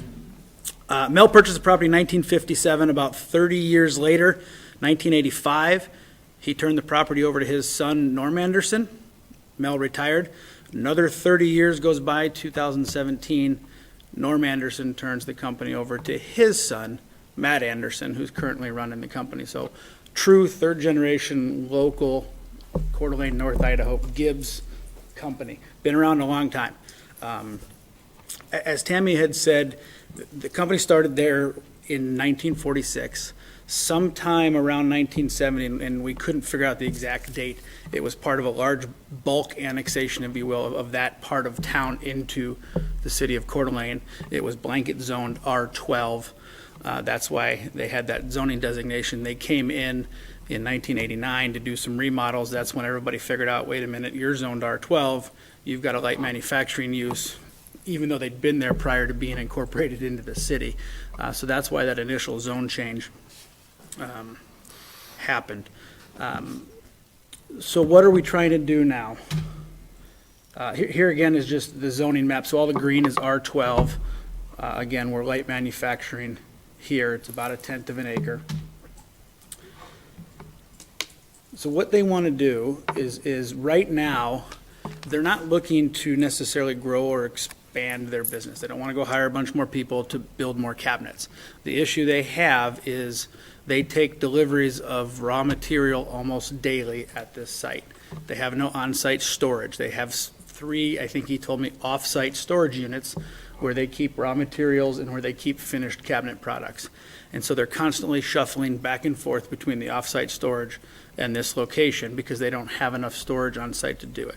So what they want to do is, on this lot right here, is build a new building, and from the front, and I've got a slide that'll show you, from the front it'll look like a residential house to fit in with the neighborhood, but because of the topography here, there's about 12 feet of fall from this side to down below where all these cars are, the whole lower story of that building can be storage. So they can store both raw materials and finished product in there. And that will help alleviate a lot of the traffic issues and concerns that they have, because when they take daily deliveries of material, they do park on the street and they have to unload trucks and deal with big sheets of plywood and so on and so forth. So this is an effort not only to help alleviate some of that traffic, but to make their processes more efficient on site, not necessarily to grow the business, but to make their processes more efficient. So here's a rendering. So this gray building is currently their office building. This is what we're talking about, a new building. From the front, it'll look like a residential house. And you can see, because of the topography, the whole lower unit will be storage accessed from the back, from that rear parking lot here, accessed back in here, so they can keep all the bulk of the material in the back.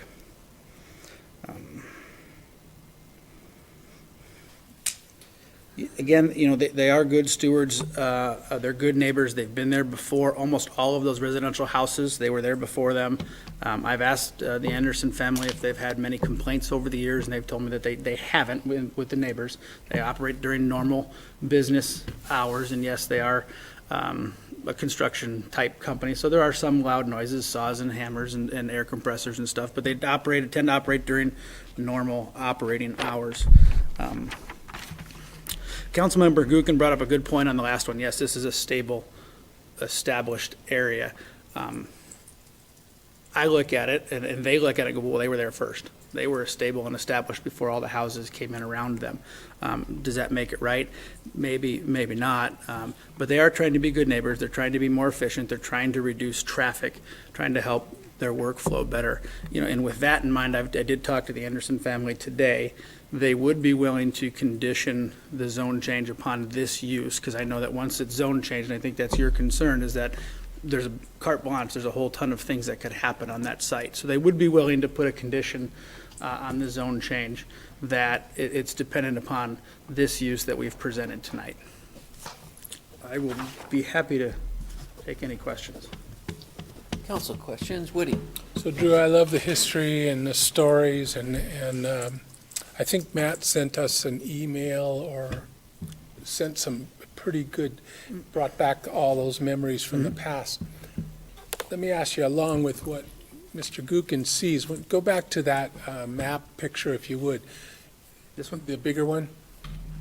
Yeah, so they own all the way almost to the corner of Mill. Up here, correct. So would that, I'm looking for a way to make this work, is because that could just be a creeper, you know? I mean, down the road, the next Sure, generation sure. would go, well, let's just keep going. We did good on the first part. So again, trying to make this work, would they look and possibly consider that as a condition? And we talked about that. They have not indicated to me any condition, any idea of growing light manufacturing in this area. As a matter of fact, we've talked and we've done some layouts on some R12 type stuff that would fit in that residential, you know, some duplexes and stuff like that. So they don't have any desire to creep, as you say, down the road. Could that be done in the future? Possibly. My crystal ball is no better than anybody else's. But again, that's why I said we would be willing to put a condition on this zone change that it's for this cabinet manufacturing use only. And if that use were to change, then the zoning would revert back to the R12. Well, again, I'm looking future now. I'm fine with giving them a shot at that, but it's that next piece or two. Are they willing to condition that to stay R12 and not move into our manufacturing? Sure, I mean, the next generation? if they wanted to change it, again, they'd have to submit a zone change and come back here and go through this whole process again. So you guys would have the opportunity to say no at that time. Yeah, but you're doing 20-year things. I don't think we're going to be here, are we, guys? You will. Well, you might be, Steve. That's kind of where I'm stuck. I'm good with trying to make it work, but it's just like, well, why wouldn't they want to just keep going? You know, other than they've got that other piece kind of north of them, right? Sure. Other questions from council? Well, I would We'll go with Dan. Well, just to respond to Woody's, that, what we're looking at tonight is this specific piece of property and not the other, and and it is helpful to have the historical context, but, there's all kinds of things that could happen down the road, that they might do all kinds of things, but really isn't relevant, and I don't think it'd be fair or appropriate to, to try to tie some future action on that. So, I'm comfortable with just dealing with the one on the table. Kiki? How does this, what I heard you say is that they have off-site storage units right now, so we're assuming that they're offloading material there, and now it's all going to be consolidated here. So how would this plan alleviate or prevent additional large truck delivery type things, either on College Way or in their back parking lot? Or does it alleviate anything? It does. So right now, they can only handle so much material on this current site. So they have multiple deliveries daily because they don't have anywhere to store it on this site. So by building this big storage, they can store more material on the site and limit those number of trips back and forth to the storage unit. And they'll also be able to store some finished product on this site is our intent with that large storage on there. So. And then you said they're not intending on adding staff, so that shouldn't add any more parking spaces for additional people? It doesn't, and the city engineer commented that it increases, because it will be a storage facility, it increases traffic by 1 peak hour trip per day, based on based on this building that we've got proposed and the square footage of it, so. Christie? Thank you, Mr. Mayor. Well, I guess I have a question for council. Can we just allow them to build up on their existing property? Is that not a proposal anywhere? Have you seen anything from that, Mr. Mayor? So so they brought forward this proposal. What you're saying is it possible for them just to add on to their facility? Right, rather than change the whole zoning to light manufacturing, why can't they just use their existing footprint that is already, and then use that other parcel to complement it with the parking or whatever? I don't know, Drew, was that something that was considered at all, of just trying to expand on to Yeah, the so existing spot? There's no footprint. There's no, and this one's kind of there, but it's covering up this. So right now, this piece of land right here is vacant. Okay, there was a house there when they bought the property 4 or 5 years ago that was old and dilapidated that they tore down. Currently, these 3 parcels here are zoned light manufacturing. That's the current facility. There's really no room on these 3 parcels to expand and add additional storage. Well, That's why they want to do it here. What about your parking lot? We could do it there, but then we'd lose all our employee parking. But you have a whole nother vacant area. Vacant lot. Oh, put employee parking up here? Problem solved. Is that an existed R12 Except use? for the neighbors. I don't know if that would be allowed in R12. It's use. Oh, okay. I was going to say, it might be the thing, but I didn't see it on the R12 use. I have great ideas that are killed like that all the time. Good try.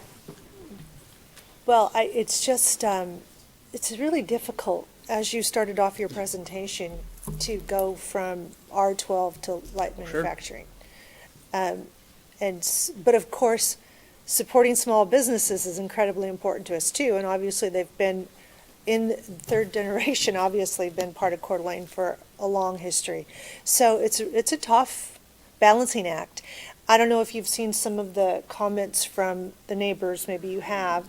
Has there been any consideration of trying to work within their concerns and maybe coming back to us through some mediation? We can. I think that was one of the idea for conditionally zoning it to this specific use only.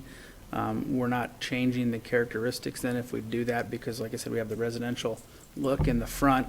We're not increasing parking on the street. We're actually decreasing, or we're attempting to decrease the traffic that's there now by doing this. So, I did read the letter from the neighbor, and I think that Mr. Anderson did send in, I think you guys got that in your packet, a response to that. Drew, could you go back to the house look? We have that. Where did that go? Right there. That's a pretty ingenious idea. Was that your idea? It was not my idea. That was, The logo of the architect company is right there. So, so there's a main level entrance to there, right? Yeah.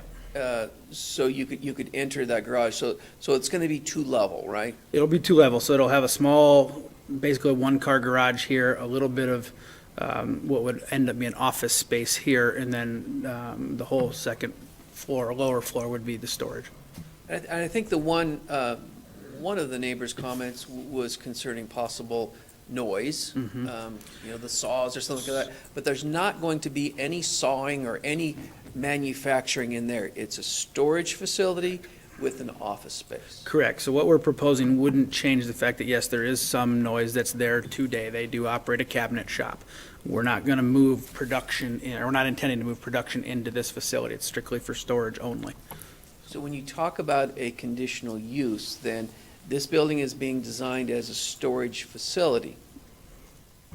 Maybe this is for Tammy too. Is there ability to condition that this building is used as a storage facility in light manufacturing? Do we have the ability to do that? Because I can see a storage building has a lot less impact than if you're going to, decide that storage facility doesn't work and then, put some manufacturing, some saws and everything else that goes on with that. It sounds like the zoning would allow in 17.09140 for conditional rezoning, that we could add some conditions to this if you'd like, such as their maximum height being 32 feet, because that would be similar in a residential nature rather than what would be allowed in the light manufacturing. Tying it to just this use, just for finished goods and unfinished goods. And then maybe the architectural style is shown, very similar to that residential appearance. So you could say, we would agree to light manufacturing with a design similar to this that has a house look, with the use being limited to storage and/or office. That's correct. That could be done. Okay. Thank you. Dan? Well, just to address some to Christie's concerns, actually, given the circumstance of this, this isn't I'm not wrestling with this much at all in terms of thinking it's appropriate. It'd be one thing if it was already just a residential neighborhood and, wow, all of a sudden you're going to create some new use. But this has been there, been doing that my whole life, born in 1951, and it was before it was even the city of Coeur d'Alene. And then it sounds like, in terms of maybe somebody should have done something different, is whenever that blanket, if there was an annexation, and instead of painting the whole thing with a brush, frankly, now we can look back and say, gee, you should have been a little more thoughtful, and uses that are already in place should have done it, but they didn't, and so here we are now. But, I think especially if they're willing to, condition that, so it basically puts kind of a safety measure for the future with that, but it's not going, it's not like they're going to ramp up anything different. They're going to be doing the same thing they've been doing literally for decades, and have been good neighbors, and so and again, I think and I really do think, in terms of, kind of stable, established and stuff, and boy, that's, you don't get too much more than that, and so anyway, just wanted to give you my perspective. All right, any other questions for Drew? Thank you. Thank you. Renata, do we have anyone on Zoom? We have 2 people on Zoom, but nobody has raised their hand for public comments at this time. Okay. So I will close the public testimony portion of the hearing and look for council action. Mr. Mayor? Yes, Dan? I have a question for staff. Yes. Thank you. Tammy, in the light manufacturing zone, are there any hours restricting operation? I don't believe there are. That would fall under the site performance standards, and then the city's requirement, you can't begin work before 7, and it needs to be, I believe, No working past. Renata's at 10, or limited hours for working. I believe that's correct for Yeah. construction. Are there any height restrictions in the light manufacturing zone? Maximum height is 63 feet. Explain to me what the conditional use permit process would be. So the conditional zoning, There was a mention during Mr. Dittman's testimony regarding a conditional use permit on the property to restrict it to this only. so it would just be basically conditions that would be added to this. It's referred to as conditional zoning. So you're welcome to, if you've got thoughts to share, I added 3 or shared 3 thoughts on things that you guys could consider to add to this, should you want to approve the item. That way you could tie it more to this piece of property and that particular use, that design. Keep a minimum height of 32 feet, which would be similar to single families. And on the R12 properties, which now this one and the one to the north, they just could not use that for employee parking. They couldn't park their cars on it. No. R17 allows for adjacent parking to a commercial use only by special use permit. Thank you. Oh, you're there, Tim. Can you throw out those 3 you wrote down? You said maximum height 30 feet? Maximum height would be 32 feet. It would be limited to the light manufacturing use only, since light manufacturing does allow for multiple uses. And then the architectural style of the proposed structure needs to be similar to what's shown in our presentation. So you don't think hours of operation is necessary because it's pretty much already there? I believe it's already there. We haven't heard anything before this request of anybody mentioning that it's intruding on the neighborhood, so it's entirely up to you. Thank you. So, council's pleasure? I Amy? Do you want to go or I'll go? I was actually just going to say that I wanted to see if any of you would consider with those 3 conditions and adding, and this might be something for Drew to answer, avoiding industrial activity on College Avenue. And I'm saying that because some of the letters, I kind of got this theme that they were fearing there would be trucks unloading on College Avenue and forklifts out on the road and this sort of thing with kid activity. So I just had that as a note to say I would make a motion to approve this, tying the conditions of the restriction in height and the presentation of light manufacturing use and the style as shown, and also avoiding industrial activity on College Avenue. I'll second that. Tammy, maybe if you come up to address the issue of industrial activity, because they have a light manufacturing zone right now on part of it. Can you tie something to an entire area when you're only talking about rezoning that? I don't believe you could. Maybe Leo can weigh in on that a little bit, but since this zone change is just for that particular piece of property, I don't know how we could tie it all together. Is there any other alternatives you've seen that could address the issue of folks being concerned about larger vehicles and unloads and things like that on College Avenue, on the public street? If not, we can move on. Yeah, I just not in was- Why particular. we're doing it, trying to address that. I'm trying to think of another site, but I can't think of exactly near Sunset, and we had gotten some complaints, and I don't know how they had it. I think it was in our ordinance about heavier traffic on certain streets, so I don't know how that's worded in our code in particular. Maybe there's code that would govern that anyway. Amy? Tammy, I just want to clarify, though, that part of this whole process is so they're more efficient to take that traffic off those streets and do it back behind on their property. That is So hopefully correct. this project will help address the concerns that Kiki has. That's correct. So then I'll Oh. remake, So Kiki, do you want to amend your? yes, I was going to amend that to just remove the avoiding industrial activity portion. Renata, did you have that? Yes, I believe so. I just need Woody to confirm he's okay with the Yeah, I'm good. amended Okay. motion. Okay. All right, so we have a motion, and then we have a second, and then Can we further repeat discussion. the motion, please? Repeat it. Yes, please. Renata, do you have that to? I'll get close. Okay. So it's the motion by Miller, seconded by McEvers to approve zone change 720, changing the zone of property located at 1609 North College Way from R12 to LM, applicant Norma Anderson, and make necessary findings and orders with the conditions of the residential height of 34 feet? 32 feet. 32 feet. The light manufacturing use and architectural style. And I can get the verbiage from Tammy to make Okay. sure it meets zoning code. Thank you. So we have a motion and then a second on that, and then further discussion. Dan?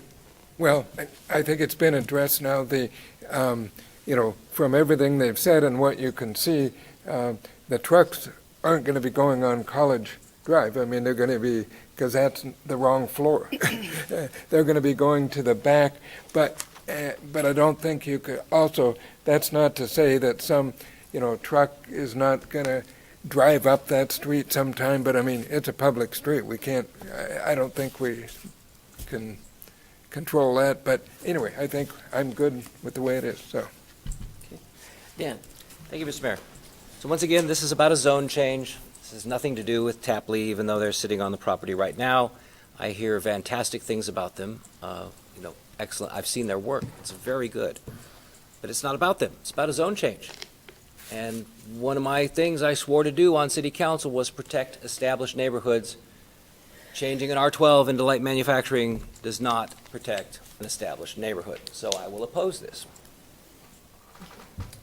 Any further discussion? Woody? Just a quick add, can we adopt the findings, so we don't have to do findings, the planning and zoning, will that fit with our conditions that we've I added? believe it would fit, and just add your conditions that you choose. Just try, we don't want to make findings if we don't have to. That's fine, Kiki. Yeah, that's part of that, Woody. All right, any other discussion? Okay, so, let's see what we got here. Thank you. Roll call, please, Renata. McEvers? Yes. Dukin? Nope. English? Yes. Wood? Yes. Evans? Yes. Miller? Aye. Motion carried. Got some other business here. Motion to dispense with the rule and read Council Bill 201026 once by title only. Second. Motion and a second. Any discussion? Roll call, please. Dukin? Yep. English? Yes. Wood? Yes. Evans? Yes. Miller? Aye. McEvers? Yes. Motion carried. Renata, if you could read the title, please. Council Bill number 20-1026, an ordinance amending the zoning act of the city of Coeur d'Alene, Kootenai County, Idaho, known as ordinance number 1691, ordinances of the city of Coeur d'Alene, by changing the zoning designation of the following described property from R17 to light manufacturing. Tammy, just a bit, R12? R12, sorry, Scribner error. Said property being described as followed, to wit, College Heights, lots 4, block 1, known as 1609 College Way, repealing all ordinances and parts of ordinances in conflict herewith, providing a severability clause, provide for the publication of a summary of this ordinance and an effective date hereof. And then the last piece of business. Motion to adopt Council Bill 201026. Second. Motion and a second. Any further discussion? Roll call, please. Dukin? 9. English? Yes. Wood? Yes. Evans? Yes. Miller? Aye. McEvers? Yes. I Motion move carried. to adjourn and see you next year. Second. Motion and a second. Before we leave, this is our last meeting of 2020. And this has been a tough year for all of our citizens, tough year for the city, tough year for the council. I'm proud to work with you. I don't agree with you all the time. Some of you I don't agree with much at all, right? Oh, we know who we are. Yeah, but you're a good group, and I'm proud to work with you. And this is my 7th year now. And I've been working with you, all of you, for 7 years, a couple of newcomers, but I've known you guys for a long time. Thank you, and let's make 2021 a really, really good year, and I look forward to working with you guys. Thank you, Great. Mayor. We are adjourned. Amen.